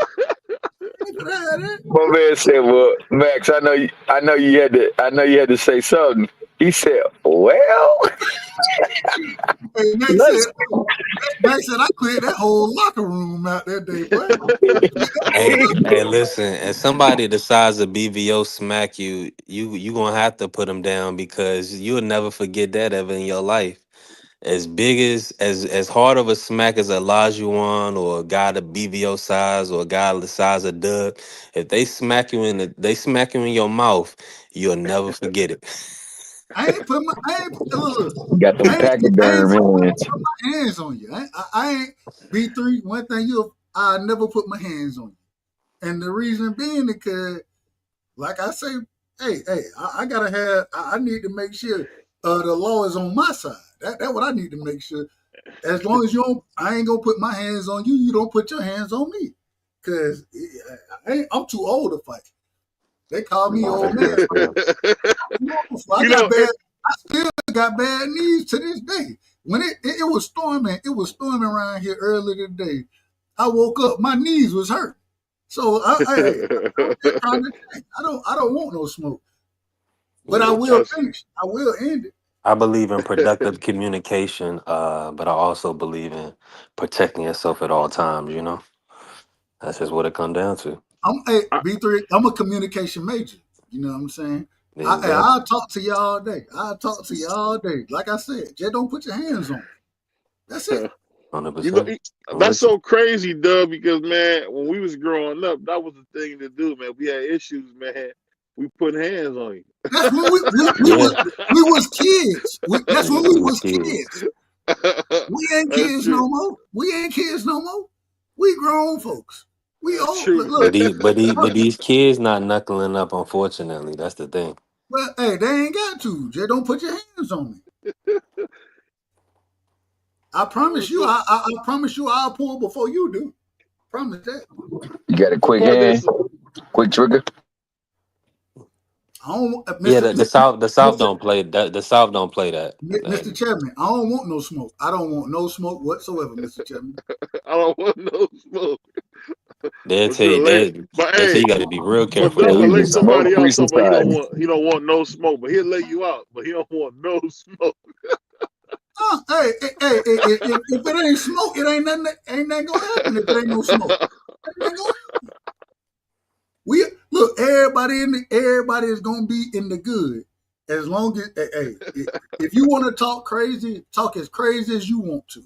I ain't got no problem with it. I done learned a long time ago. Hey, what they tell you? When niggas arguing, you don't know who the fool and who ain't. You know what I'm saying? Yeah, Everybody look like the fool like that. What I'm yeah. trying to tell you, I ain't for to argue with you like that. Nah, I'm gonna let Dub you get making it. yours off. Just don't put your hands on it. Once you go ahead. No, I was saying, now you making a hell of a point, a great point. And you live in the same state that Ahmaud Arbery lived in. And we seen how them dudes did him. So I'm definitely bearing arms 100%. And I mean, head on a swivel. As soon as you give any type of unfavorable contact, I'm putting you down. I ain't Uh, got no You I know, ain't got no for me, choice. Dub, for ain't got no me, choice. That's a that's fact. hard to hear. That's hard to hear, Dub, because when I was growing up, man, as a kid, man, we threw hands, bro. But BBO, you still talking about when we were kids. We These not people kids not no playing. more. We not kids now. We Mm-mm. grown ass men. And at the end of the day, I'm not for to sit here and fight with no grown ass men. I don't want no smoke. Now, once you provide the smoke, then it give me the opportunity to do what I'm gonna do. But at the same time, I don't want to do none of it. If we have a conversation and we can walk away with at a disagreement, we ain't gotta agree. As long as we can walk away with a disagreement, then we fine. Just don't put your hands on me. That's it. I'll never forget, man. One time, my dad and this guy we was at like a little barbecue, and my dad got into it with the dude, and my dad, being my dad, Big BBO, slapped the slapped the taste out of dude's mouth. Dude came back with the chopper, man. He cleared that whole area out, man. Thank God we was gone, but he wasn't playing. Don't put he your took hands a on no damn body. For real, Yeah, don't put your hands on nobody. It's he took simple. a yeah. few punches, and he was ready to go. He ready to let it go over a few You punches. did, man. Hell, hey, you hit me. Well, I say it respectfully. You hit me in the wrong spot. My life might be in danger. I ain't gonna let that happen. So, I don't know what you want from me. You call a spec. Tell me what you want, BVO. You telling me that you gonna sit there and slug with a young nigga? Nah, I ain't slugging. I'm not fighting. I'm not fighting y'all niggas no more. I'm too old Nah, for it. nah, the young. BBO reminiscing of the days when he was in the neighborhood beating up his homeboys, and then they get on the bus, and then they get on the bus. He'll sit next to him and hand him a handkerchief, tell him to wipe themselves off and stuff like that. Yeah. He's like, "You still my nigga." I've done that before, but that's funny, man. See, That's funny. like I My said, man said, wipe that's why I yourself told you off. I don't want no smoke. I want no smoke. And if you want the smoke now, if you want it, you can get it. But once you want the smoke, you know what I'm saying? You put your hands on me. Trust me, you gonna get the smoke, and your ass gonna be it's gonna be hot after I'm done with you. I'm not Funny about fighting. no, you know what's so funny about you said putting your hand. I remember the first time I heard somebody say that was on a Yo Gotti tape. That's back when they had the burnt CDs with the name on. I can't remember what Shut up, mixtape it Gotti, was. man. Shut up, the Gotti, man. That boy Yo Gotti said, "You put your hands on me, you ain't gonna something. You ain't gonna make it." So I'm thinking to myself, I thought he was such a hoe for saying that as a kid. I said, Hey, "Oh, this dude's a hoe, man. you He can't fight." look, today to this day right here, you could tell me I'm a hoe. You could tell me all of that. Just don't put your hands on me. That's it. Just don't put your hands on me. As long as you and get what I know I'm trained well enough that I ain't finna put my hands on you. You know what I'm saying? So when you do Hmm. put your hands on me, I'm gonna be justified. As Florida will tell you, I'm gonna stand my ground. I'm gonna stand my ground. I was just, hey, it's funny that you let us understand your ground, Dub. Let me ask you this, and this is just off a little off topic, but on the same topic. In the state of Georgia, can you feel threatened and draw your weapon like Florida? Well, in Florida, you can pretty much do whatever. But so like, would you be justified, or do you have to have physical contact with a person? Nah. As long as if you can break down, if you feel cornered, if you feel like you're outnumbered, those type of things. Nah, you got Yeah. you in order. You're gonna be all the way in order for protecting yourself. All you as long as you can prove that you felt like your life was in danger, you know what I'm saying? Hmm. You weren't looking to engage or anything like that. They engaged you as long as you didn't initiate. Now Hmm. you all the way in order in Georgia. You in order. Yeah. That's a fact. That's the South for you. Yeah. You know something I always wanted to ask you, man. Being from Georgia, is me or did Ti coin a lot of Atlanta culture? Because like whenever Said I hear certain go ahead. Ti, because Ti came out first, is that why it seemed like everybody sound like him? Because he kind of coined a lot of that culture. Like I never really heard nobody say "bruh" or none of that kind of stuff until I heard Ti do it. Do you feel like Ti kind of like is the first one to kind of like own Atlanta culture? Shout out to BF in the building, man. That's my brother. Uh T.I. T.I. That's my had his big place. brother, man. Salute, BF. T.I. had his place. But at the same time, you gotta remember, T.I. came after an individual like Pastor Troy. You know what I'm saying? T.I. He always had his lane, but Mm-hmm. like from the country, Jeezy's son, this is a true story when it comes to even Jeezy's son grew up and went to school, went to elementary school right behind my high school when I was in high school at the time. So T.I. always had his place. Ludacris. It was guys who came before T.I. You know what I'm saying? There was a lot of guys that we respected. When we talk about the South, you got to talk about Outkast, those type of individuals. This is where the sound came from. And so Lil Jon and the East Side Boys, all of that was kind of before T.I. was. You know what I'm saying? Not all of it, not all of it. But it's a mixture. You know what I mean? Everybody kind of had their own style and how they rocked. So, I mean, it is what it is. Yeah, I guess sometimes when you think about like Atlanta, especially like when you go to like the West Side, man, like we used to be the Bluff. It's all gentrified now, but it's kind of funny how that area, which Atlanta is big, but it's not big.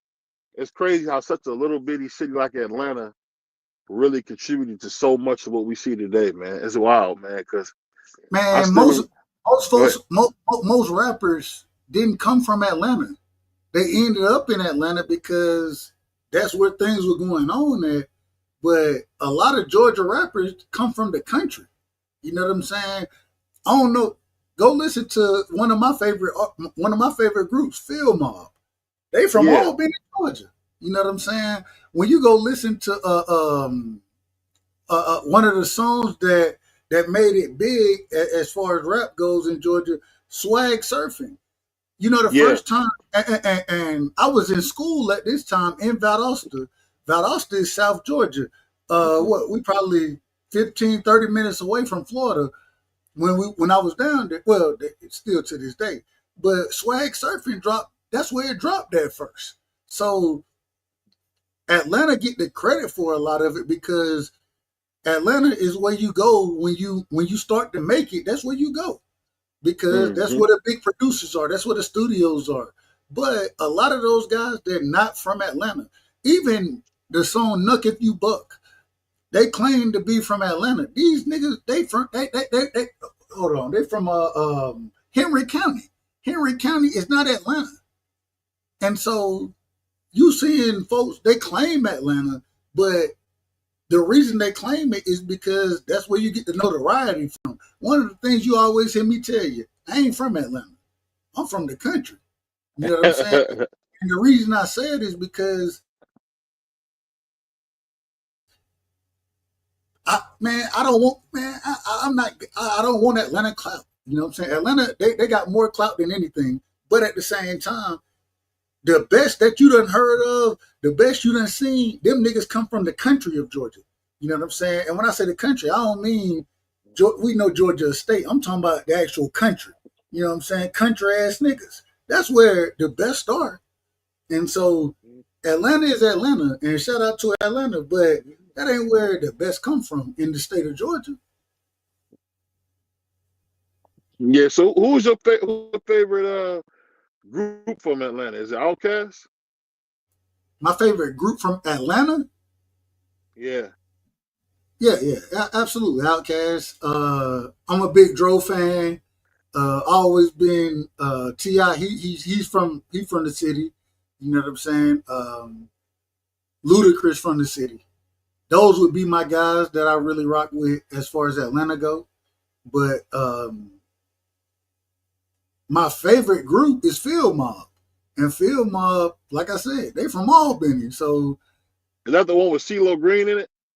nah, hell nah. That's Goody Mob. Oh, that's Goody Mob. Okay. Yeah, that's Goody Mob. Phil, yeah, Phil Mob. y'all Phil probably don't Mob. Is know. that the one that Phil did that Mob song got with? bangers. Y'all probably don't know Phil Ain't that Mob. the one Like, that did the song with I'm Sierra? I so don't want to be sick of lonely. being lonely every night Yeah. with Yeah. my Okay. man. So like that. That's why I rock with them niggas because that's why Jeezy. Jeezy is my guy. Jeezy. He from Hawkinsville. Hawkinsville is probably 30 minutes away from where I grew up at. You know what I'm saying? Like those.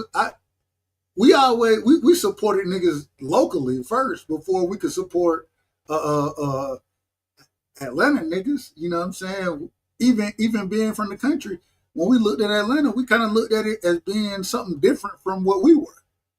I think Atlanta looked at it the same way. They look at us as something different from what they are. You know what I mean? Where's So Riverdale, Georgia? How far are y'all from Riverdale, Georgia?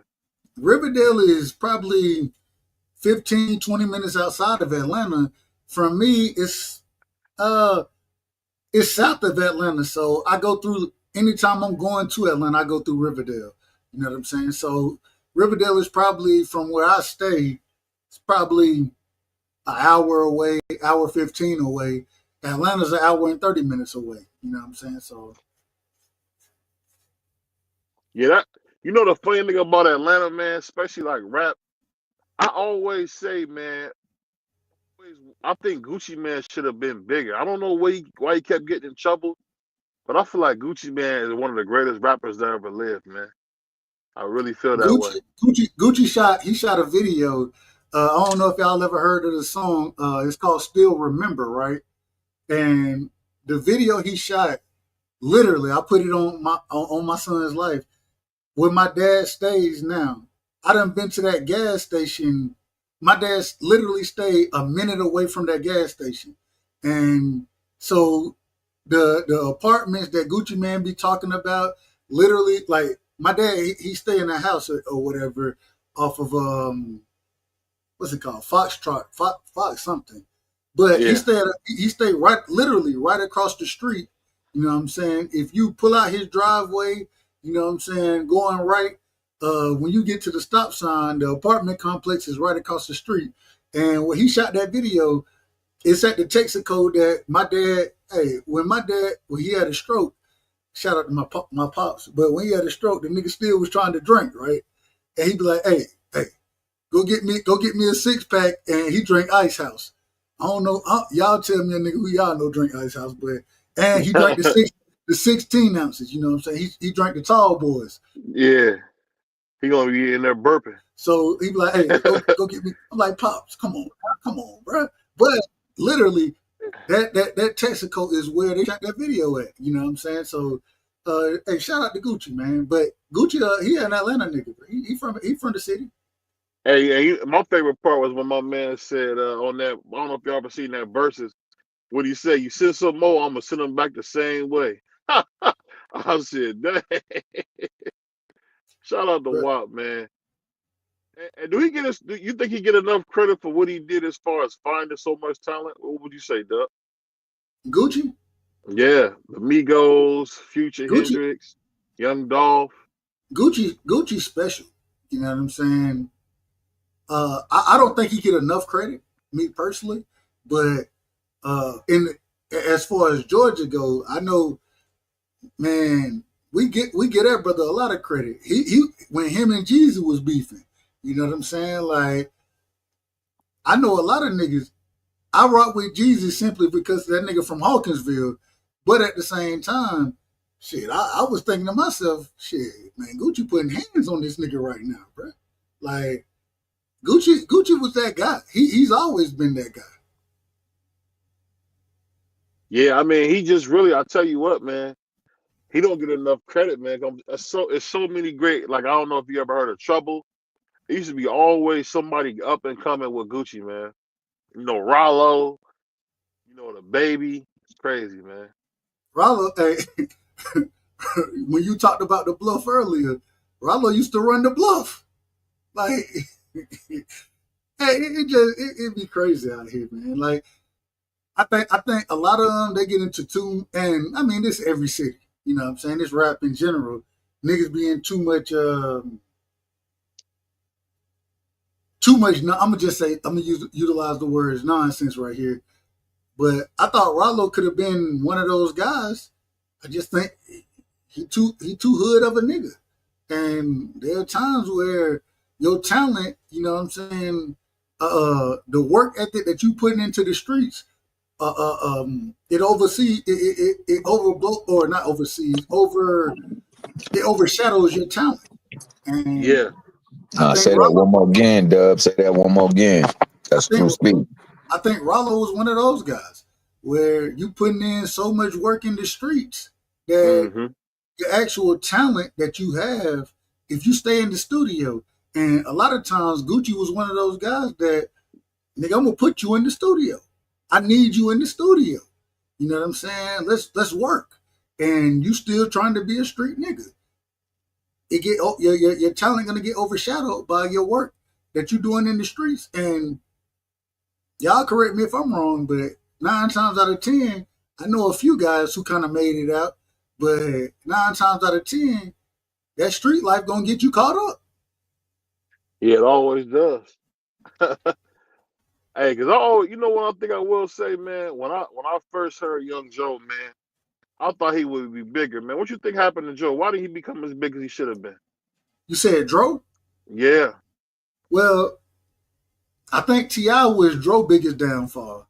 T.I., in my opinion, T.I. he didn't put that effort into the individuals that he had behind him. He didn't build his record, or he didn't build those guys the way he should have. And so I still think Dro special. Dro, one of my, like, I think I named him earlier as far as Georgia go, one of my favorite artists. You know what I'm saying? But between T.I., Ludacris, those type of things, he kind of got overshadowed, and the opportunities that I can't say, I don't know how Dro was moving in the streets, nothing like that. So I can't say that about him. But at the end of the day, I think that the people he was around kind of overshadowed him, and he didn't get the opportunity that he should have ever got. T.I., in my personal opinion, when you brought T.I. up, T.I. is one of the individuals I think that did a lot of the guys from Georgia wrong, because I thought there were multiple. Oh yeah. I thought there were multiple I agree individuals. with that. I thought there were multiple individuals, even whether we talking about Dro, I-20, multiple individuals that had a lot of talent that was under T.I. that didn't get that shine that they deserved. You know what I'm saying? So I don't think T.I. managed his artists the right way. Yeah. Did you? I don't know. I don't know. You still listen to rap or not anymore? I listen to more old rap than anything. I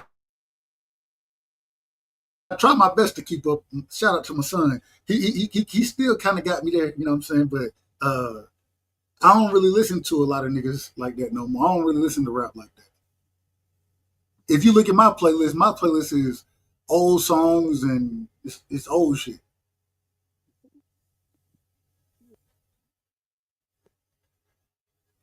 Can y'all hear me? Yeah, I can hear you. I can hear you. Oh, okay. So But Yeah, we just go ahead, listening, Tom. man. Speaking of that, man, when you see a no, y'all guy go like ahead. Drake, Y'all go ahead. you hear me, Tommy? Yeah, we get you. Yeah, you good? Yeah, Oh, yeah, okay. we hear you. You good. So T Hill, like a guy. Okay, let me ask you this. So there's been a lot of controversy going on where you see Kendrick Lamar stealing Draco the Ruler style. What do you think about that? Is there any credence to that, or that's just all talk? Man, honestly, I think when you arrive and you get big, a lot of times stuff like that arises because they want to ride off your wave. I don't Mm. know. I don't know how Kendrick was doing underground for a long time, and his stuff was fire. You know what I'm saying? And he had the sound. I mean, he definitely switched up some of his sound because now he's getting viewed by a more mainstream audience. So you gotta cater to that so that your radios and your records will get that spin and also get their shares. But man, I think that he's a genuine talent. I think that when you come from an area or a region, there will be some similarities that exist. But California is one of the most eclectic Mm-hmm. like places where it comes to like art form, whether it be music, whether it be musicianship, whether it be artistry, things like that.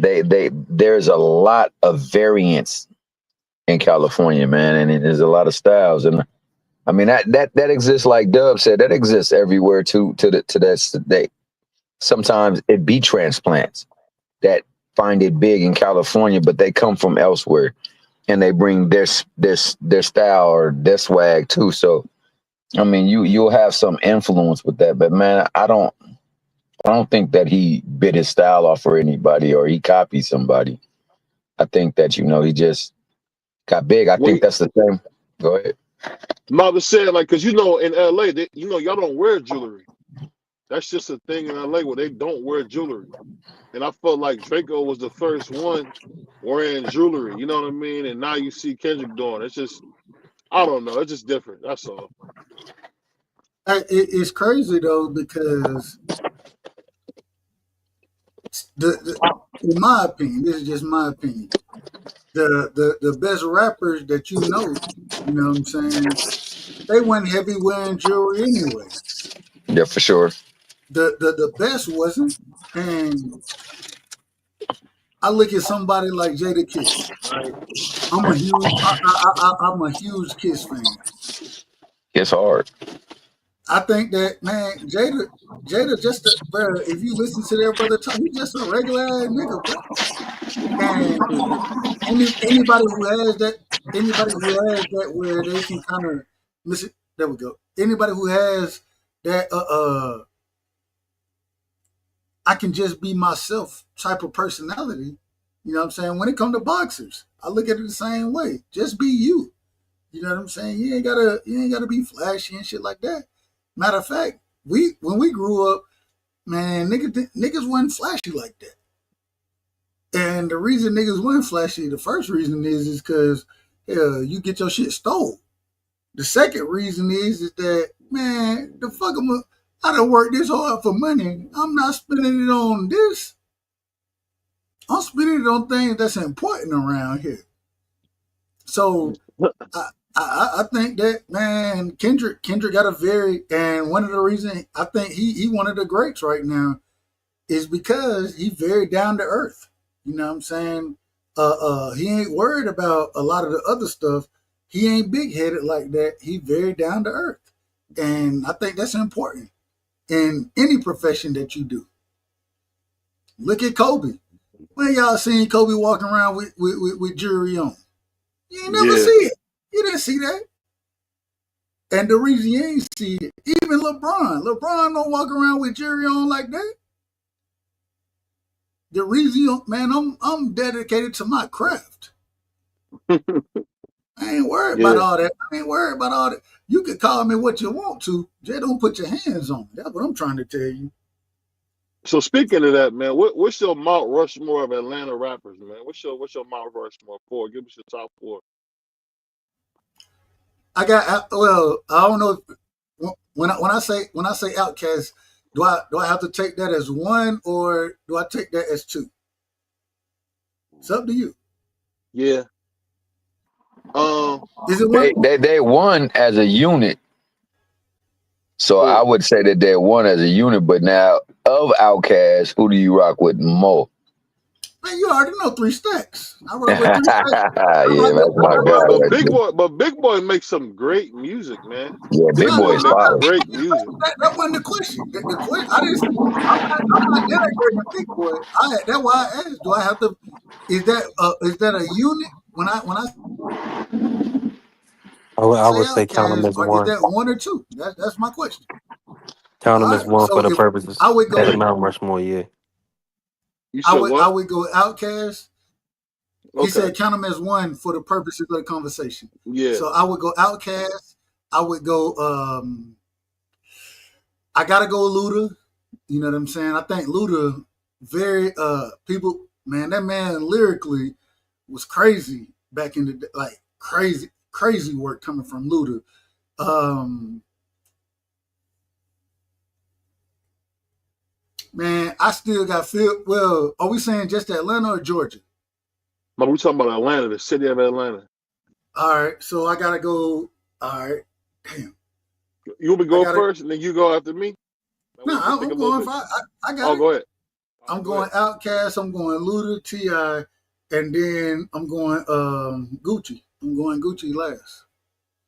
Oh, I can't put the Migos in. Well, you go ahead. You go ahead. I ain't got to say who I can't put in there.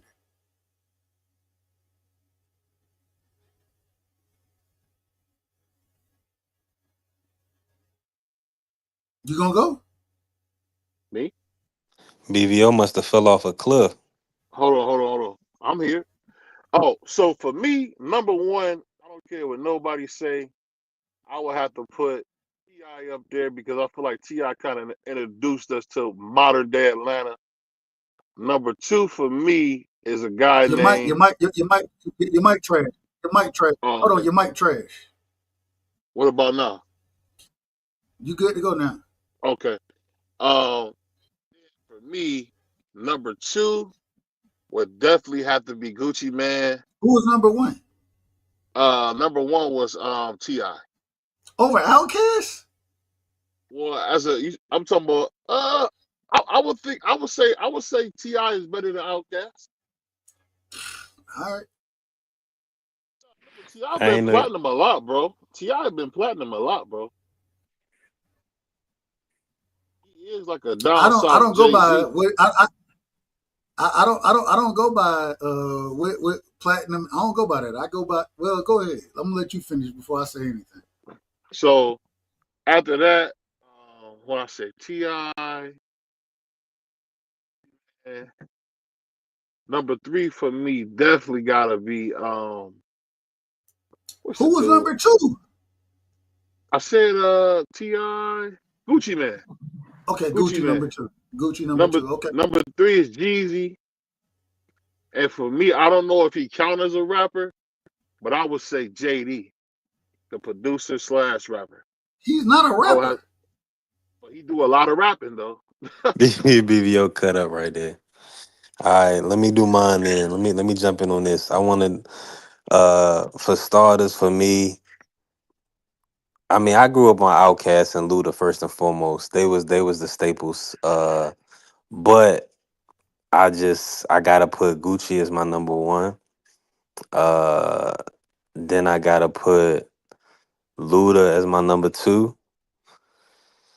For me, the third it had to be Jeezy, and Jeezy not then hold on. See y'all yeah, Jeezy. it's Wait a minute. Jeezy not Hmm. from Atlanta. so Oh, it's he future. not? Where is he from? He from Hawkins. I just said that the nigga is from Hawkinsville. Oh, that's Yeah, that's a outside of good point. Atlanta. Oh, dang. So I gotta, Take I him. gotta That's admit why my, I I asked the gotta. question, are we talking about strictly Atlanta? Yeah, yeah. Take him off and put in Young Thug for me. Trent I ain't got no problem with Thug. I ain't got no problem with Thug. Is Future from Atlanta? Yeah. Okay, well then, 100%. I got Future, and I mean, yeah, definitely Thug. I mean, with Ti. No, I gotta go Bank. I gotta go Ti. Rubber Band Man. Hold on. So y'all got hold on real I quick. Y'all got, got I gotta run it real quick. Gucci. hold I on. got Gucci. I got Gucci. I got my number two is Luda. Then I got Future, and I got Ti. So y'all telling me that y'all But I got didn't rank. BBO said Mount Rushmore. Then he started ranking them and all that other stuff. I just hold, want to do Mount Rushmore. real quick. So y'all telling me y'all got Ti, Hmm. Gucci, Future over Outkast? I didn't want to Yes. rank, man. I'm not ranking them. Gucci man, Gucci man, LaFleur. Yeah, No, Gucci but that No, you dude. said Mount Yes, That's sir. Rushmore that that's though. dude. because you gotta remember the right side. These dudes is young. Yeah, we They young. don't Man, understand. hold on. Gucci, Young dog. We That's a talking fact about though. Rushmore though. Dub is Ain't none of young. Dub is young. Ti, Gucci Man, Ludacris. None of them niggas would have a platform if it wasn't for Outkast. Outkast is legend. Outkast Yeah, is they birthed the these are whole goddamn legends. movement. These are legends. None of them niggas would have a platform if it wasn't I for know Outkast. you like to Outkast been thank out since your shit don't '92. stink. Outkast been out since '92. Yeah, they've been out for a while. They old. That's a fact. Ever So since that me and you, your your mama mama and and your your cousin cousin too. They don't see. They don't know rolling about down the strip on Southern foes, Catalytic. They don't coming know up about that. swimming Cadillac doors. Man, Mm. what are y'all talking Coming From about? Southern downtown, playalistic slamming my Cadillac. Cadillac down. What? They don't know Yeah, nothing about that. Outcast is they They don't know forever nothing about goaded. that. They forever goaded. They birthed. Hell, I didn't know nothing about no Atlanta until I heard them. I don't know how we get to any of these other people without naming Outkast. I don't I understand it. was gonna say, Outkast is number one on Mount Rushmore. You put Outkast there first, and then everybody else is on the side of Outkast. Thanks. I agree. And I understand y'all perspective on it. It's just from my perspective, it's kind of like rap get better. It's like for me, like the a younger guy can learn and do it better than the older guy. That should be like the natural progression of things. And just from a rapping perspective, Gucci man, I mean, he Stack was it's almost. three stacks by himself killed Gucci, Luda, Ti. Three stacks by himself kills all of them Yeah. lyrically, and I'm Mm, talking lyrics. but I mean, yeah, maybe lyrically, but song make. I mean, it's a lot that goes into like Future, Man, you know Future what? Hold on. and No, hold on. Gucci. Ain't none of them niggas catalog messing with Outkast catalog. None of them. I mean, that's your opinion. That's your No, opinion. I that's a mean, fact. They got more number one hits than all of those dudes combined. That's a fact. them niggas been out since '92. That, it doesn't matter. So that's Look at what the I'm trying to tell competition. you. The Their competition, like it's like longevity, Jordan. Jordan, their yeah, Jordan got longevity 6 rings. itself He ain't had lets no, you you know know what I'm how saying? good they are. So you the nigga that tell me that Look, LeBron better than Jordan, right? look, you got Ti. No, I'm saying It, LeBron played in the heart of air than Jordan. man, who's better? I'm telling you, he played in the harder era. I'm asking who's better. But I mean, if I average, I'm better. If I average 30, if I average 29, 9, and 6 in year what in my 40th season, I'm 40 years old. I'm better. Man, none of these dudes ain't man. All right, you got No, it. You got it. You got it. I mean, But Go what ahead. I'm saying is dog, these guys had look at the I era. don't even This have era, you Future got nowhere near the daggone Mount Rushmore. That man he ain't even at the bottom of Mount Rushmore. I ain't that's putting different. Future That's a nowhere near different Mount era. Rushmore. Wow, All I'm saying, free. that's a legendary artist in my opinion. Free. You know I love you. You know it ain't nothing but love and respect. But you lucky I ain't because if I had the keys to the show right now, you getting all type of drops right now. You getting all type of them because this is ridiculous for you to say. That's why BBO ran away. Go ahead. For you to sit here and tell me that you got Future over Outkast, that you got Luda. Luda would tell you himself that Outkast is more legendary than he is. Luda would say that. All of them would say that. It ain't just Luda. Yeah, They I'm will not all disputing say that. that I'm not if it disputing wasn't that. for But if Outkast, they wouldn't have the platform that they got. They all would say that. I grew up listening to Outkast, but when I'm saying this specifically, me personally, if I was going to go and I, start I playing got music, Detroit. I if got I was going past to play Detroit. some music right now, I got is going to some Atlanta artist right now, then more than likely if I'm playing Future or Young Thug before Outkast. I got past Detroit over Future right now. Oh, most definitely. I definitely got Pastor Troy over Future. That's what I just told you.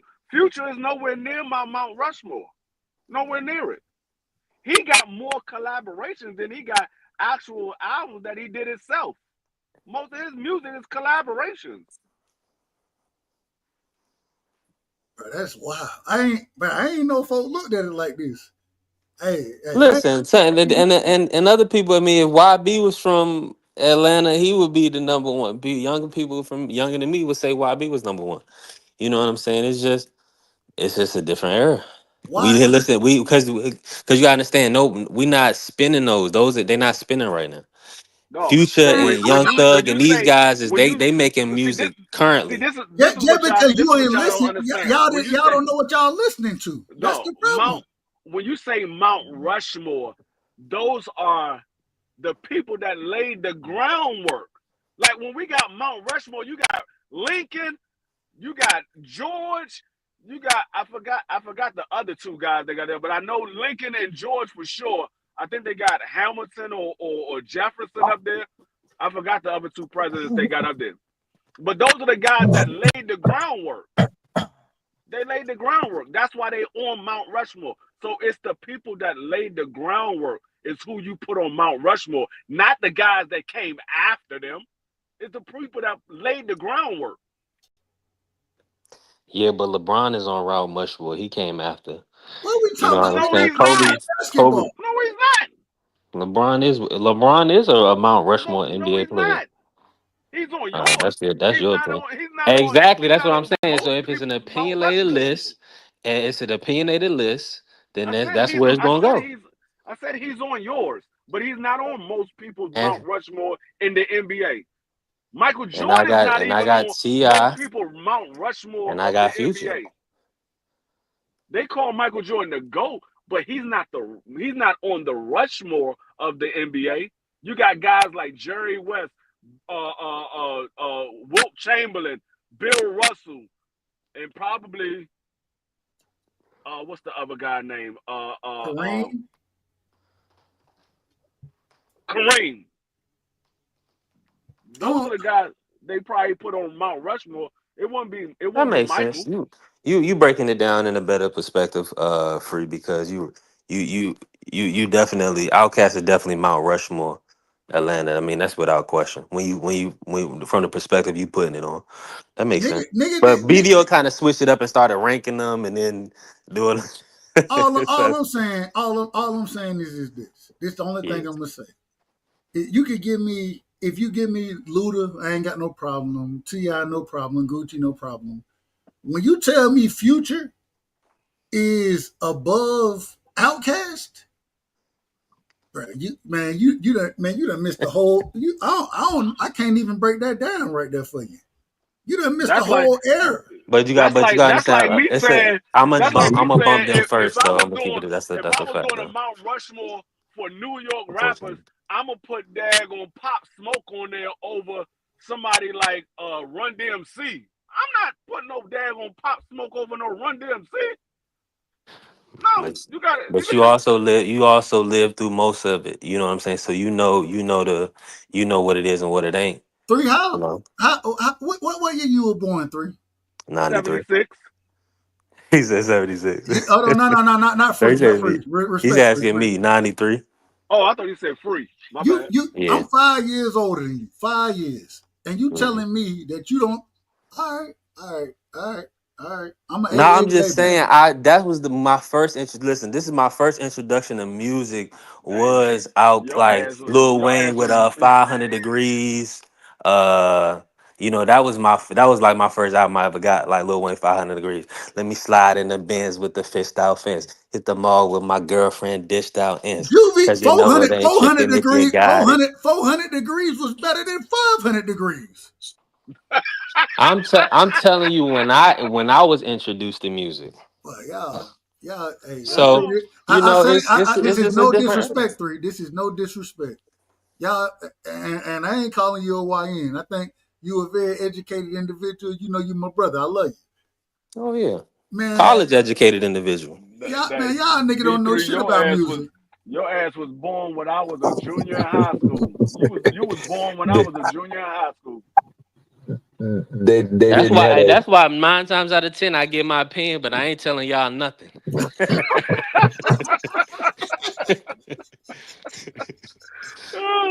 Hey, we love But you, no, brother. We love you. I We can't. love I you. can't. I can't. I definitely. I mean, the first thing I think about when I think about Georgia music, I think about Lil Jon, I think about Jermaine Dupri, and I think about Outkast. Those are the first people I think about. And And only then reason, and go then ahead. and then Ludacris and all those guys come after that. Only reason, and the only reason I can't put Lil Jon up there is because Lil Jon has so many features. 90%. Well, I ain't gonna say 90. 75% of that man's songs wasn't his. He was just there. He wasn't even rapping he wasn't no rapper or lyricist like that. No, But I mean I think of Lil Jon because of his producing, and Jermaine Dupri exactly. the same way because it's producing. But But I when mean, we talk about Outkast, we think about lyrics. That's yeah, exact. I I mean, mean, Three Stacks, Yeah, even Big Boy. Regardless of what you yeah. want to say about Big Boy, I don't think he was a great lyricist, me personally. But at the same time, the man, he wasn't horrible. He was very good with lyrics. He just was outshined by Three Stacks as far as now the songs would go. I'm in now full when we're agreement with talking that. about best lyricists from out of Atlanta, hey, hey, Let's do it. Let's do it. hey, I no, I'm just gonna say I like Andre 3000, I like Big Boy, I like Luda, and I like Mhm. Ti. It don't matter what category you put them in. Those are the guys that I think are the best lyricists out of Atlanta. I don't disagree. I think Stacks. Me personally, I got Stacks over all of them. You know what I'm saying? I got Luda second as far as lyrically. I got Ti third, and then shit, y'all can have whoever you want fourth. You know what I'm saying? Wh- But those three, lyrically speaking, and the South wasn't always known for lyrics. A lot of hell, the South was the one that came up with trap music. You know what I'm saying? The South was the one when Lil Jon, the Crunk era, and all that kind of shit. They came up with all of that. But Yeah. And lyrically speaking, two chains got to be mentioned in the not in top lyrics. lyrics. In lyrics, No, yes. nah, not in lyrics. Hold on. No, Did you say Two Chains mentioned in Two, lyrics? yes, man. Bro, Two chains. not You not don't be not listening though. You must not be. Are you? Come on, no Dub. For real, no you gonna no play I no two listen chains to. no out? I've been listening no to all this stuff. No, I've been listening. I I've been grew listening up to on Two it. Chains for. I've been listening to Two Chains for a minute, and lyrically, he's not dealing with those guys. He's a good lyricist, but we talking about the best lyricist. He's a good lyricist, but when you talking about the best, he's not dealing with no Ludacris. He's not. No, he's not dealing with I those. feel He's like not we dealing with no pulling hair. I feel Ti. like we grad. I mean, I respectfully, all these dudes is at the top, and I know it's definitely levels and things of that nature. But lyrically wise, I feel like we pulling we like pulling hairs or grasping straws. I feel like Nah, I feel like Gucci man lyricism is. I mean, no, Gucci be no. I going mean, maybe crazy. y'all did the song. Maybe y'all Gucci just didn't Gucci feel lyric the songs when y'all. But Gucci's a top lyricist in my opinion. Gucci Now, when you lyrics. talking about you comparing them to Method Man and like Three Stacks, they nobody gonna No, compare I'm to them. talking Those is about like the niggas best. from Atlanta. I'm talking about niggas from Georgia, Atlanta. Not the only reason. No, The only reason because speaking respectful, Jeezy is more lyrical than Two Chains ever has been. And the only yeah, reason I can't put You him on can't the list include because the them. nigga ain't from Atlanta, in my opinion. Well, it ain't in yeah. my opinion. That's a fact that the nigga ain't from Atlanta. So that like man, ain't It's no way, ain't no way Two Chains get on anybody who know anything about Georgia rap. This they would never put um, Two See, Chains on there saying that see this this. man is top four it's a lyric, a top four of it's just because lyrics. y'all had so many. It's too many people ranked up. But I mean, Say like I definitely understand what you're saying. But I do two feel like two Two Chains is good though. Like, two but I'm chains like not you put saying saying, he it he just not. put I'm not good. saying he not. it's y'all I'm got just a quality. he not top four, It's a lot of people over him. You got a good Nah, point. no, Two Chains. He put good music together. But when I look at a lyricist, when I look at a lyricist, I'm looking at somebody that can come straight off the dome off of any beat, straight off the dome. And Two Chains is not one of those ones that I mean, I'm not saying he can't do it. I don't think he does it as well as those guys that I name off the top four. bro. Hold on, real quick. I put and I say this. I put Killer Mike. Killer Mike is a better Oh yeah, Killer lyricist Mike is another one. Yeah. than Now Two Chains. Yeah, he a he's Nah, verse. nah, definitely better nah, than nah. Two Killer Chains. Mike is a hell of a lyricist. That's what Yeah, I'm Killer he's Mike trying to is a definitely say. better hell than of a Two Chains. I lyricist. forgot all about Killer Mike. I forgot all about him. Two Chains don't man. He don't scratch. Man, I'm just saying. I say it respectfully. Man, y'all don't. Hold on. Another, and this is one I don't think y'all may not The know this brother like disrespect. this. Sahada Prince is a better Yeah. lyricist than Two Chains Niggas know ever was. Sahai. Shout out to Prince No. from Atlanta. Yeah, he Yeah, he from number Atlanta. one. He number one. Oh He's yeah, the best shout out rapper See, Prince to from the see, Atlanta. top. I look at lyricists a little bit Ah, different. nice. Like a lot of these people, they can sit and think about and write some stuff down. But when you are legitimately a good lyricist, you ain't gotta think about what you're gonna put together. You can just put it together. That's what I think about when I think about good lyricists. I think about somebody that can literally put a song together in a matter of minutes. Like Tupac can literally put a song together in a matter of minutes. Biggie can put a song together in a matter of minutes. That's what I think about when I think about lyricists. How well are you good putting songs together or putting putting a song together? How good are you? If somebody drop a beat, can you come up with a dope ass rhyme right now, or do you got to sit there and hit a beat a couple of times and then it come to you? That's what I think about when I think about lyricists and how good is that song that you put together. Will we be sitting there on the edge of our seat like, damn, that shit was dope as shit? That's what I think about a lyricist. When Like you Lil got Wayne. guys that got to sit back and hit a song and then think of a concept to make a song, they can put a song together, but I don't think them as the top level lyricists. I don't think of them as that. I don't look at it quite that way, free. Big boy. Um, I think when I listen when I look at lyricists, whether you got to write it or not, you know what I'm saying. Man, the catchiness, the way you put your bars together, your punchlines, how you set shit up. I look at it more from that angle than how you do it, right? because I don't think everybody is always able to just sit there. Everybody ain't got the time to sit there and just say, all right, this man, oh, I got it now. Everybody ain't gonna do it that way. But at the same time, even if you don't do it that way and you come out with a lyrical performance, you know what I'm saying? Putting bars together, metaphors, man, I'm gonna give you credit. And so I No, can't no, say no. I look at it the same way, but I do understand what you're saying. I definitely understand Yeah, what no, you're saying. I agree with you. But that's the reason why I say those guys are the top. Everybody else, they good. I'm not saying that they bad. I look at those guys as the top because they can do that. That's why I look at them as the top because they can put bars together, they can put concepts together, and they can put a song together just hearing the beat the very first time.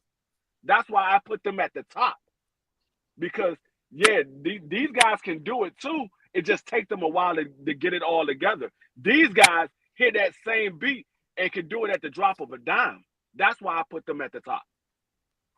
Well, Hey, man. I would have to say Side the Prince is the best rapper to ever come out of Atlanta. Who You your talking who your about top rapping? four? Who your Hold top on, four Atlanta lyricists, BBL? hold on, real quick, BVL. He not the he may be. I think lyrically speaking, he's up there. You know what I'm saying? But I could never put Sci High over somebody like Three Stacks. I couldn't do it, and so You think Three Stacks raps better than Side High? I don't think so. I do. Man, Andre 3000 is a monster, dog. He's a I love monster. and I love. I'm a huge Saha fan. I love Saha the Prince. I love him. You know what I'm saying? I think he's very lyrical. I love the way he put his bars together. I can't put him over Stacks though. I can't do that. But he got a lot of. You got to remember, a lot of his hits got given to Kanye. He made a lot of that music for Kanye. For Life of Pablo, that was all Sci High. You know what I mean? Hold on, come So closer to your mic. Say it again. no, I was saying the Life of Pablo. That was a lot of that was Sci High the Prince. Life of I Pablo, agree, but you can hear it. but I agree. Once again, we agree that Saha is a monster. We agree on that. You know what I'm saying? I'm just saying I can't put him over Stacks. I can No, respect that. I think y'all need to go back and listen to some of those old Outkast songs. I think y'all need to go back and listen to some of them old songs that Outkast, their first album, not just an old album. Go listen to their first album. When Was it ATL? Andre 3000 was rapping just like Big Boy. Y'all gotta remember, Andre 3000 changed his style of rapping. You The start style singing, that you yeah. hear this Andre 3000 y'all hear now was not the Andre 3000 when they first came out with Outkast. That wasn't the same Andre 3000. When he got with Erykah Badu, Yeah. he changed his style. When he got with Erykah Badu, he Go changed go his go style. go back and listen. What is it? Give me your best Three Stacks line real quick, Free. What's one of the hardest lines that Three Stacks ever gave? Hold on, real quick. Just go back and listen to the Southern. What was it? Southern Playalistic Yeah, Cadillac Southern Music or Mm-hmm. Playalistic. some shit like that. Go listen to that album and listen to how Stacks was rapping then. You know what I'm saying? Mm-hmm. Stack got versatility, but at the same time, lyrically speaking, the man lyrics were man. It was way Phenomenal. before his time. Way before his time. BVO would say something like that to Free with a straight face, knowing that that's almost impossible, but also knowing the fact that Outkast and Three Stacks have one of the best.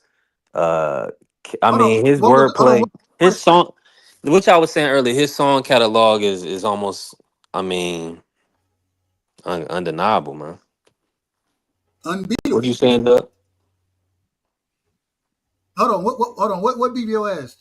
My bad. I cut I No, he said BBO. I was What, saying said what, what, what was say one of his best lyrics for. Oh, international run the ground thunderbolt when I stomp the ground like a million elephants. What it is? Orangutans. Man, when he went off on bombs over Baghdad, that whole verse right there was crazy work. Like I mean, that's one of my favorite verses. Now, if you that's one of my favorite verses. well, I heard a young man say, name brand nigga, pull up to your job and how you do me. Like, I don't care what that's hard, bro. That nigga said name brand nigga, pull up to your job and how you do me. No, Oh, y'all remember the song that Andre 3000 did with Bentley? Yes. Everybody, Go y'all just let it. go Don't listen stop, to his baby. yeah, go listen to his bars in that song.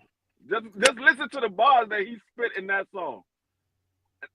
No, the man, Andre 3000, that nigga was one of the best lyricists coming out of Atlanta. Let me ask And like y'all this: Ludacris is right up there as well. I look Ludacris and Yeah, he is. Luda, let me Luda was one of my guys. Like as a kid, you know what I'm saying. Uh, and I know, like I said, this is before. I don't know. I think 3 was alive at this time. I say that respectfully, 3. But between Ludacris, man, even Ti, some of Ti verses go crazy, bro. yeah. Especially on his first album. You know what I'm saying? What's the name of that damn album? I can't even think of it I'm right now. serious. I'm serious. Thank you, man. That's when he had some of his best verses. Yeah. Man, Yeah. y'all, boy, y'all gotta listen to That's some. the stuff he said on Ain't. The verse he had on Ain't I was legendary. Man, y'all gotta go listen. Y'all gotta go listen to some of this stuff. What that boy say? Y'all see what he say? Something about you see, I made it through my situation. Ain't I blessed as I can be? Ain't I? Well, I can't remember that whole. That was a hard verse, man. That was a hard verse, man. Man, B3. I remember when T.I. was out there telling stories out there. You know what I'm saying? B3. Like, bro, y'all What gotta was the go first listen. song that you heard 2 Chains on? The very first song you heard 2 Chains on. I bet you. Hold on, 3. What was 2 Chains called? What was he called before he was 2 Chains? Titty boy. Titty. Well, I didn't Yeah. ask you. I didn't ask you, Wow. BVO. Yeah, yeah, I know a little bit of Two Chainz. So I don't know, Free. That's a good question. we all He was heard of him when he did that I song, can when tell you Wayne did that hook. I can tell you the very first song that put him on the map. And the very first, do you know what song put him on the map? So when Wayne did that crazy hook. No. The song that put him on the map is when he did it with Lil Wayne, Duffel Bag Boys. That's what I just said, Free. yeah. I didn't hear you say Yeah, it. that's what he said. I didn't hear you say it. Your mic sounds so muffled. And I I don't didn't even care understand what you nothing said. very about you, nigga. I'm counting on the wall. Like, man, come on, man. Go and get your money, little duffel bag boy. Yeah. Man, y'all, listen, I'm just gonna be honest. Y'all gotta go Respectfully, back and I'm a listen. top lyricist in my own right, so I don't be listening to these niggas. Respectfully, Well, you need to go back and listen. You need to go back. let me ask y'all this. Let me I ask don't y'all be this. wanting to bite these niggas. You got Wayne, Scarface, and 3 Stacks. Who's the best rapper from the South? Are you kidding me, Wayne? Yeah, You on dope, man. you on crack? Scarface is the best rapper from the South ever, man. And he found Ludacris. All right, I'll let you Come have that, on, brother. man. Have you heard Scarface? Yeah, that's the one. He got the song. I go. He from Houston, right? Yeah. Yeah, I Yeah, know nigga, Scarface. is you tripping? Nigga, you ain't boy, you better go back and listen to Scarface. Man, But let he let went I hey, know. But I'm just saying. You BVO saying who's says the that stuff to best? get the best is come on. To say Yeah, everybody it knows Lil belonged to Wayne is the Wayne. best. hold Lil on. Wayne Did y'all hear that? alive.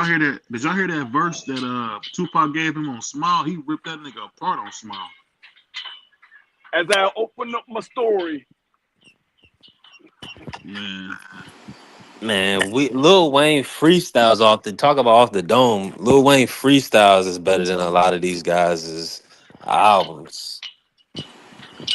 Mm, Man, Wayne got the craziest just rhyme pattern. The way how he come in there. Wayne ain't messing with no Scarface, bro.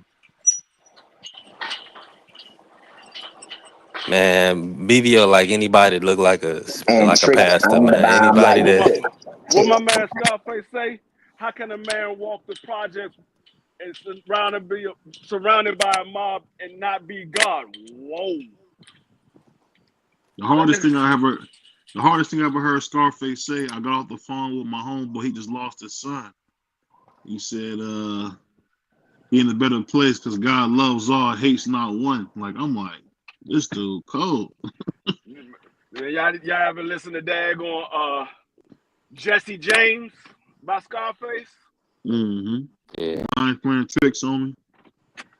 Man, Scarface he's probably the best lyricist. Well, I ain't even no probably. He is the best lyricist out of Texas.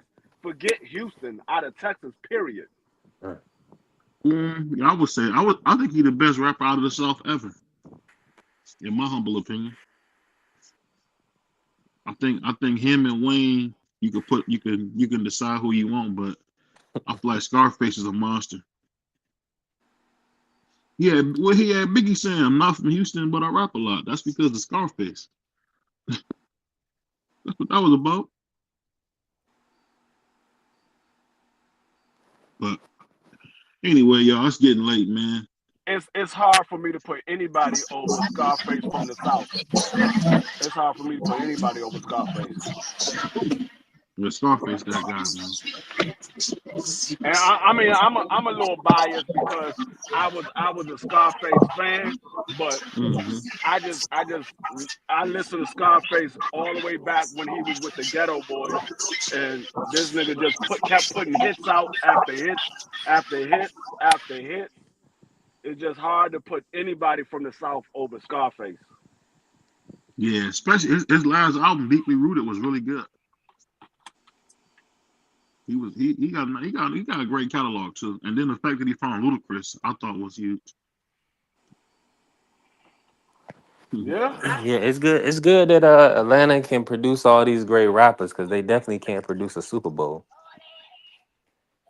Yo, but I will say I this don't though. even know about that great rappers part. I, Like, I don't I even I'm think never it's going. good. Oh, now you getting disrespectful. Go ahead, Tia. My bad, bro. Nah, respectfully.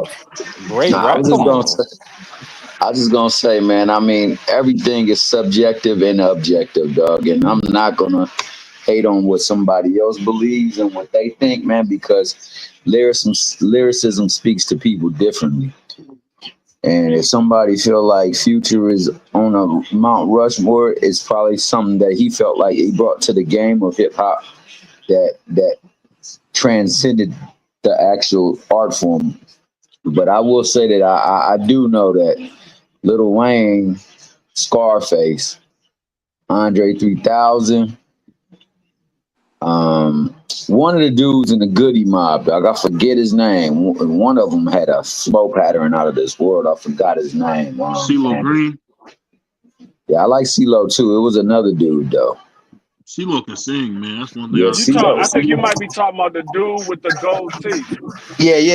Him. That I dude. know exactly who you're talking about. Yeah, he nice. I forgot his name too, but I know exactly who you're talking about. Another guy I like from the South, what's his name? Project Pat. I was Yeah, listening to one Project of Pat Oh, his. is Project Pat, he definitely. a Yeah, I like Pass his. monster. the toy. Yeah, sipping on some scissors. I love it. What do you say? Gotta take the good with the bad, the glad with the sad. Yeah, that was my dude. Hey, real quick, I'm back. I had to step away for a quick second, but I gotta. And if we talking about Southern rappers, uh, one of my favorite rappers to this day, J. Cole. J. Cole lyrically, this man is a monster. Yeah, but he a sucker, Yeah, but man. he pussed up. Yeah, he Here, pussed here up we. when he was under that pressure. Come on, though. He Yeah, didn't have. He didn't. he Listen. Oh, wait a minute. That man Nah, did. he's a He hoe. nah, hold on. nah, Hold on. Hold nah. on. We Hold not on. doing Wait that. a minute. Wait a minute. The man had nothing to do with the whole beef. Should have never He been pulled. said the big three. He God started the damn. whole thing. No, he didn't start. Drake Yes, he started the did. shit. Yes, Drake No, started it. no, he Drake didn't. started no, all he that J. did shit. Cole not. started it. J. Cole Man, Cole Drake started that started it. big three Drake talk. started it and then he tried to pull Cole into it. That's why Dra- Kendrick said, I ain't have yeah, no smoke with you, brother. that wasn't Cole. That was Drake that Y'all started tripping. that Y'all beef. tripping. That was J. Cole. That nigga said he the Muhammad Ali of rap, bro. You can't say no No, shit like I that. think I think Jake. y'all looking at what the aftermath was. Drake started it. He was putting out little subliminals in a lot of rhymes that he was doing months ago. Actually, years ago. He was taking shots at Kendrick Lamar years ago. Kendrick Lamar just let it all build up, and then Kendrick Lamar said, "All right, now I'm gonna go ahead and strike back." And But Drake then was been putting and stuff Drake out was about the one Kendrick who Lamar. tried to pull Cole into it. Yeah, That's why if you go back and listen, when Kendrick responded, he was like, "Bro, I ain't even got smoke with you like that. This ain't about us. You know what I'm saying? Do you?" And Cole came back and was like, "You right. We ain't really got smoke like that. It's more about y'all. Y'all handle y'all business." That's some straight bullshit. Y'all trying to provide a Oh, here cop we out for go. J. Cole. Now That's we Nah, a trying to this fact. cut. man, I ain't trying cause to do nothing for Drake he Cole. I don't. came out. No, Who cares? I'm Who talking cares? to I'm talking to J. Why I Cole. got a cop? This man, Why I got a cop for anybody? I'm well, not even a cause you capping right now. I'm not a J. Cole fan, but what I will say is it was the beef started with Drake. It didn't start with J. Cole. I'm not saying Drake wasn't shooting subliminals through He the You years definitely at literally was. said Kendrick. That's where hold you on, literally man, said this man golly. started it. You said this man started it. Hold up. Can I explain that part of it? That nigga J. Cole, I think he might have been one of the I think he might have been the first one to come out with a diss track, and then a couple days later took that shit down and apologized at a concert saying I want peace. No, That he nigga wasn't the pussed first up. one. He wasn't the first one to put out a diss track. Yes, he was. Yes, Nah, he he was was. He just came bigger out than with No, he that. first was person not. shooter. No, yes, he was. He the one that dropped the song first. What are you talking about? No, he was not. I keep telling Yes, y'all, you can Drake. scream all you want. No, He did. listen. Drake has been taking shots at Kendrick Lamar. Drake put J. Cole in there. J. Cole just went ahead and went along with what Drake had already started. Hmm. Drake had already did that. J. Cole That- just went along with it. He In wasn't that the case, first one to do it. I, that's even worse. Somebody call your And then name out, after you jump J. in Cole the the hold on, best song, hold and on. then rapper And out of you then all jump three of right after in them. that, front and of then him. right after that, he said, "You know what? Y'all do y'all thing. I'm pulling myself out of this. This Yeah, ain't you got shit to do pussed with up. me." You pussed up and got out the smoke. No, he Yeah. Nah, what he was bigger. Nah, that's it not it. never had anything to do with him. You Man, said I pushed up. It What do was you mean all pushed the up, beef Marky? was They all wasn't gonna fight. this was Goddamn. the rap, but this was Man, the this shit that supposed to got be the crazy, beef bro. of the. This was supposed to be the beef of the decade. This was It supposed to was figure out J. it was, Cole, and it was between Kendrick, it, and no it was Mm-mm. between So, Drake and Kendrick. That's who it was no, between. so, the so No, you J. don't, Cole the you whole don't. bowed part of out, this big Marky. three stuff. We've been talking All about right, this all for right, years all right, between J. all right. No, You got it, no, we bro. just talking You got having it. a discussion, Dub. We got it, We've bro. been talking about Drake, J. Cole, and Kendrick for years. That's the big three. That dog. But then I don't know if it was J. Cole or It's no Kendrick. big three. One of them niggas, hold, It's big me. Dog, one of them it niggas ain't no started the big big three three. talk, It's the and big it popped me. off. hey, no, hold on. I thought J. Cole bowed out respectfully. Didn't that's pretty much what you're saying, Marky. But I think J. Cole he had the lyricism, but see he couldn't. I don't think he wanted to compete. I mean, he No, didn't want to have. He no. didn't want no Hold smoke. on, Mark. I mean, he didn't want to compete. three. It's not that man. He had no beef with Kendrick.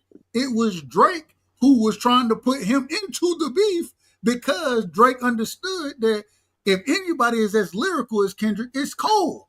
Right. That's the So, reason it all happened the way it And happened. so then my And he man Kendrick, sat Cole there. never and Hold on, took no and shots at Cole, nobody. and Cole sat there and said he was like, this shit really ain't got shit to do with me. Y'all do y'all thing. That's why he Yeah. pulled out of it because it didn't have shit to do He with him. literally said that on the stage.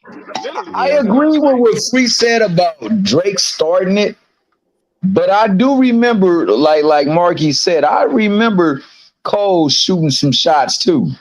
No, But Cole did. he only shot shots because I Drake didn't had a I didn't battery in his back. I didn't say Cole didn't. What I said was Cole went along with what Drake had already started because Drake put him in it. He went along with what Drake started because they was all friends together. They was all friends. Drake put J. Cole in the middle of him and Kendrick Lamar beef.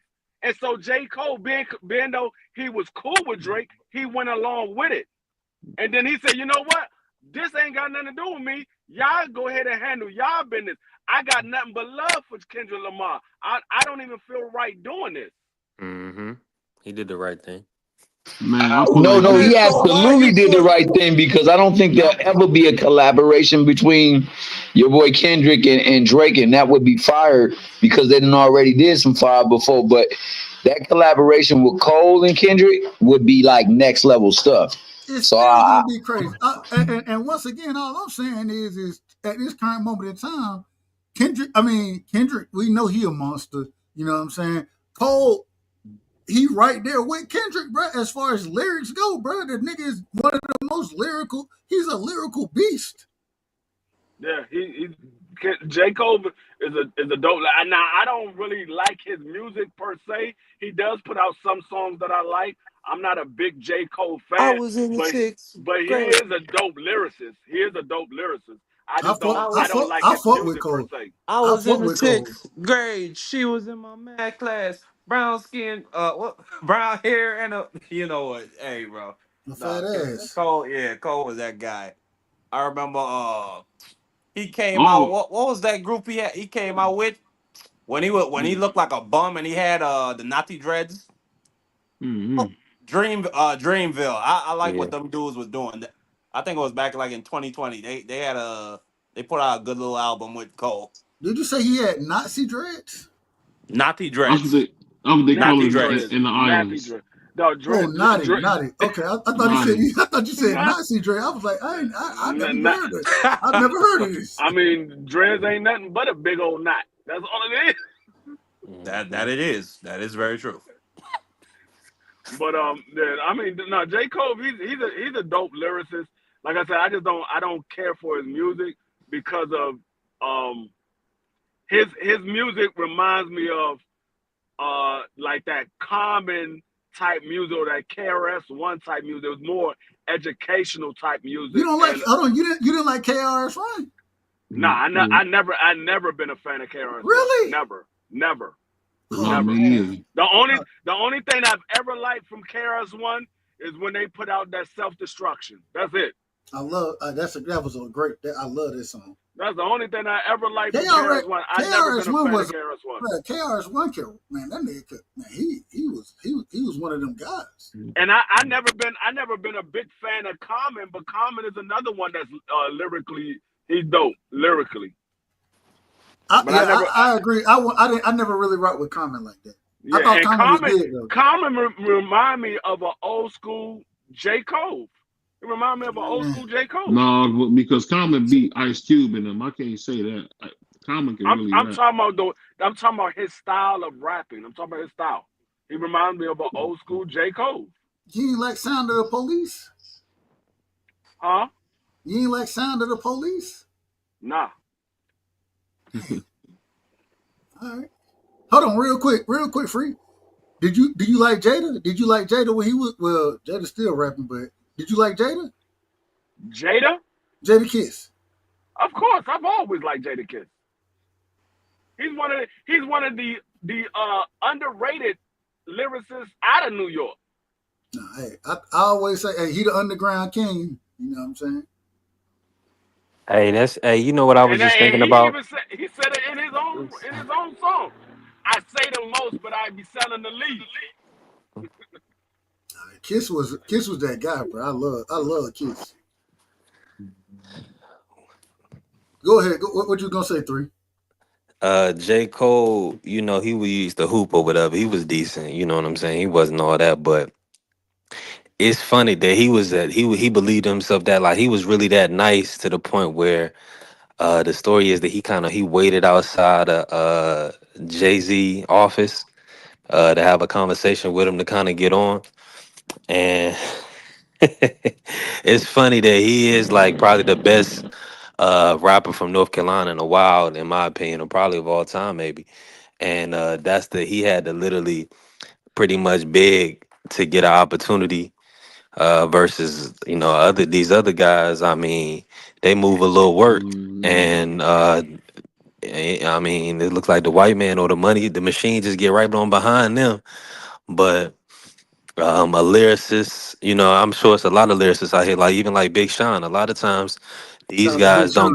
these Big Sean can guys don't rap get the too. push. Yeah, they don't get the push because they speaking like Free was saying. They speaking life a lot of times. They speaking positivity. They might be trying to teach people. They might be trying to preach. Unfortunately, some people don't like that, but that's what. And like the only people we know is the people that moving and stepping in the streets. So I mean, of course, the big three. That's a whole different argument. But that's just because they probably the best lyricists of this generation. Um, I keep telling y'all there ain't no big three. It's just the big me. Y'all Hey, keep hey, saying hold big on, real three. quick. I gotta ask y'all this question. I gotta ask y'all this question. and Free, that was the and I tell you this, like I did go to a Kendrick Lamar concert when I was in college. Kendrick was that dude. For sure, for sure, he been that dude for a minute. I just can't get over the fact that J. Cole stepped in the smoke, made the decision to step out. Then Kendrick took that first person shooter song and dissed him. Like literally, that line Free just said that was a shot directly at Cole when he was talking that big three shit in the first person shooter song. Like I agree with everything y'all saying. That nigga he's special when it comes to the lyrics, but that was a Hold, sucker move to me. real quick. I gotta ask y'all this, and then I'm jumping off of this thing. What y'all? I got Texas rappers, right? I got two questions. Well, yeah, Sauce Walker. I'm gonna go three. I'm going three. I'm going three. I got three individuals I want to bring up. Two of them, and I want y'all to tell me who I rock with, who I don't. Two of them I really don't rock with. One I do. All right. So Texas rappers, I'm going Big X the Plug. I'm going Mo 3. I'm going Yellow Beezy. Who I rock with, who don't I rock with? I don't I rock with mean, I none don't of them. rock with the yeah, I don't rock with You that don't nigga rock with Yellow Yellow Beezy. Beezy. And I don't I rock with know that none of one them. song Mo 3 got where he like it's like murder gospel. Like I like that song. Man, Dub love him some Mo 3. man, three a real one, bro. If you don't listen to three got some bars for you, bro. I'm telling the truth. Nah, I Sauce Three don't got listen to Walker. bars. none Saw of you them. want to talk about the greatest lyricist to come out the South in years? It's that nigga Sauce Walker from Houston. That nigga is special. I'm gonna put it this way. I don't really listen to any of this new school music. I don't really listen to any of them. Most of the stuff that I listen to is old school. If it's after 2010, 9 times out of 10, I'm probably not listening to it. Hey man, shout out to So D Ray so Promotions, man. Shout out to D Ray Promotions. Because if it weren't for D Ray, I wouldn't rock with three. You know what I'm saying? But I definitely rock with three when I'm playing cards, and I ain't gonna lie to you. I got two songs, that Kevin Gates song with Beezy, and then Plug he got one song that he got what I can't even remember the name of the damn song, but that's the only time I can listen to that shit when I'm playing cards. But outside of that, man, three be cooking, bro. I look, hey, shout out to Mo 3, man. I was just listening for Kevin Gates today. He got a song with Finesse two times. CEO. Hey, That that shit go hard, bro. nah. I'm telling you. Kevin Gates go hard on the low, bro. I don't even know, like that nigga said some shit in the song when I can't remember what he said, but that brother said, "Alhamdulillah." Ha, ha, ha. I said, "What? Hold on, wait a minute, hold on, what you got going, bro?" Yeah, But that nah, nigga a freak, but he can rap. He can hey, definitely rap. he can rap, bro. But hey, man, I'm out for the night, man. Love y'all, and we'll do it again probably tomorrow, man. If Oh not yeah, tomorrow, sure. Monday. that's a I bet. agree. I'm over here watching. Did Kenny Sims get a job tonight, or was it y'all think it was a good I decision? mean, nah, it was a close fight. Like I thought it could have been a draw or a win for Kenny Sims, but at the same time, I mean, A you close can't fight. like It was a close those fight. guys that like to come forward and throw combinations. Like you can't give him his type of fight. He was backing up to the ropes a lot. He was allowing the infighting a lot. So I think I didn't have a problem with the decision. A close fight can be a robbery, in my personal opinion. So I thought Kenny Sims won, but I didn't have a problem with the decision. Dang. What you had? I'm watching it for the first time now. I mean, I'm only got to round six, but It was a great fight. Great fight. No, it was a hell of a fight. Did you see the JoJo fight? B3. yeah, I did watch the JoJo fight. JoJo, man. He's still sturdy, man. And he took a lot of punishment. Reggie will put them down combination together on his ass. Yeah, but Regis, he on shaky legs, like you saying. Emiliano crack him in the right spot. He might put him out. Shit, I Yeah, think that's a so. great fight for no. He Emiliano. still I still think he's a gatekeeper, but at the same time, he put on a hell of a show. Yeah, Yeah, what if Emiliano stop Gary Antoine Russell? That would be crazy. I mean, if he That stop him and And be a then we, and then champion, you he'd be a that ain't superstar. happening. That's and not then happening. you wait and then you woke up. That ain't happening. Emiliano need to fight Tito Mercado. That'll really show us a lot. Yeah, we stopping him. We stopping him. Who is we? How you always become French around here? Well, This you nigga. you All right, know bro. I'm out, man. I can't deal with the French nigga tonight. Anyway, we out of here, y'all. Peace. he-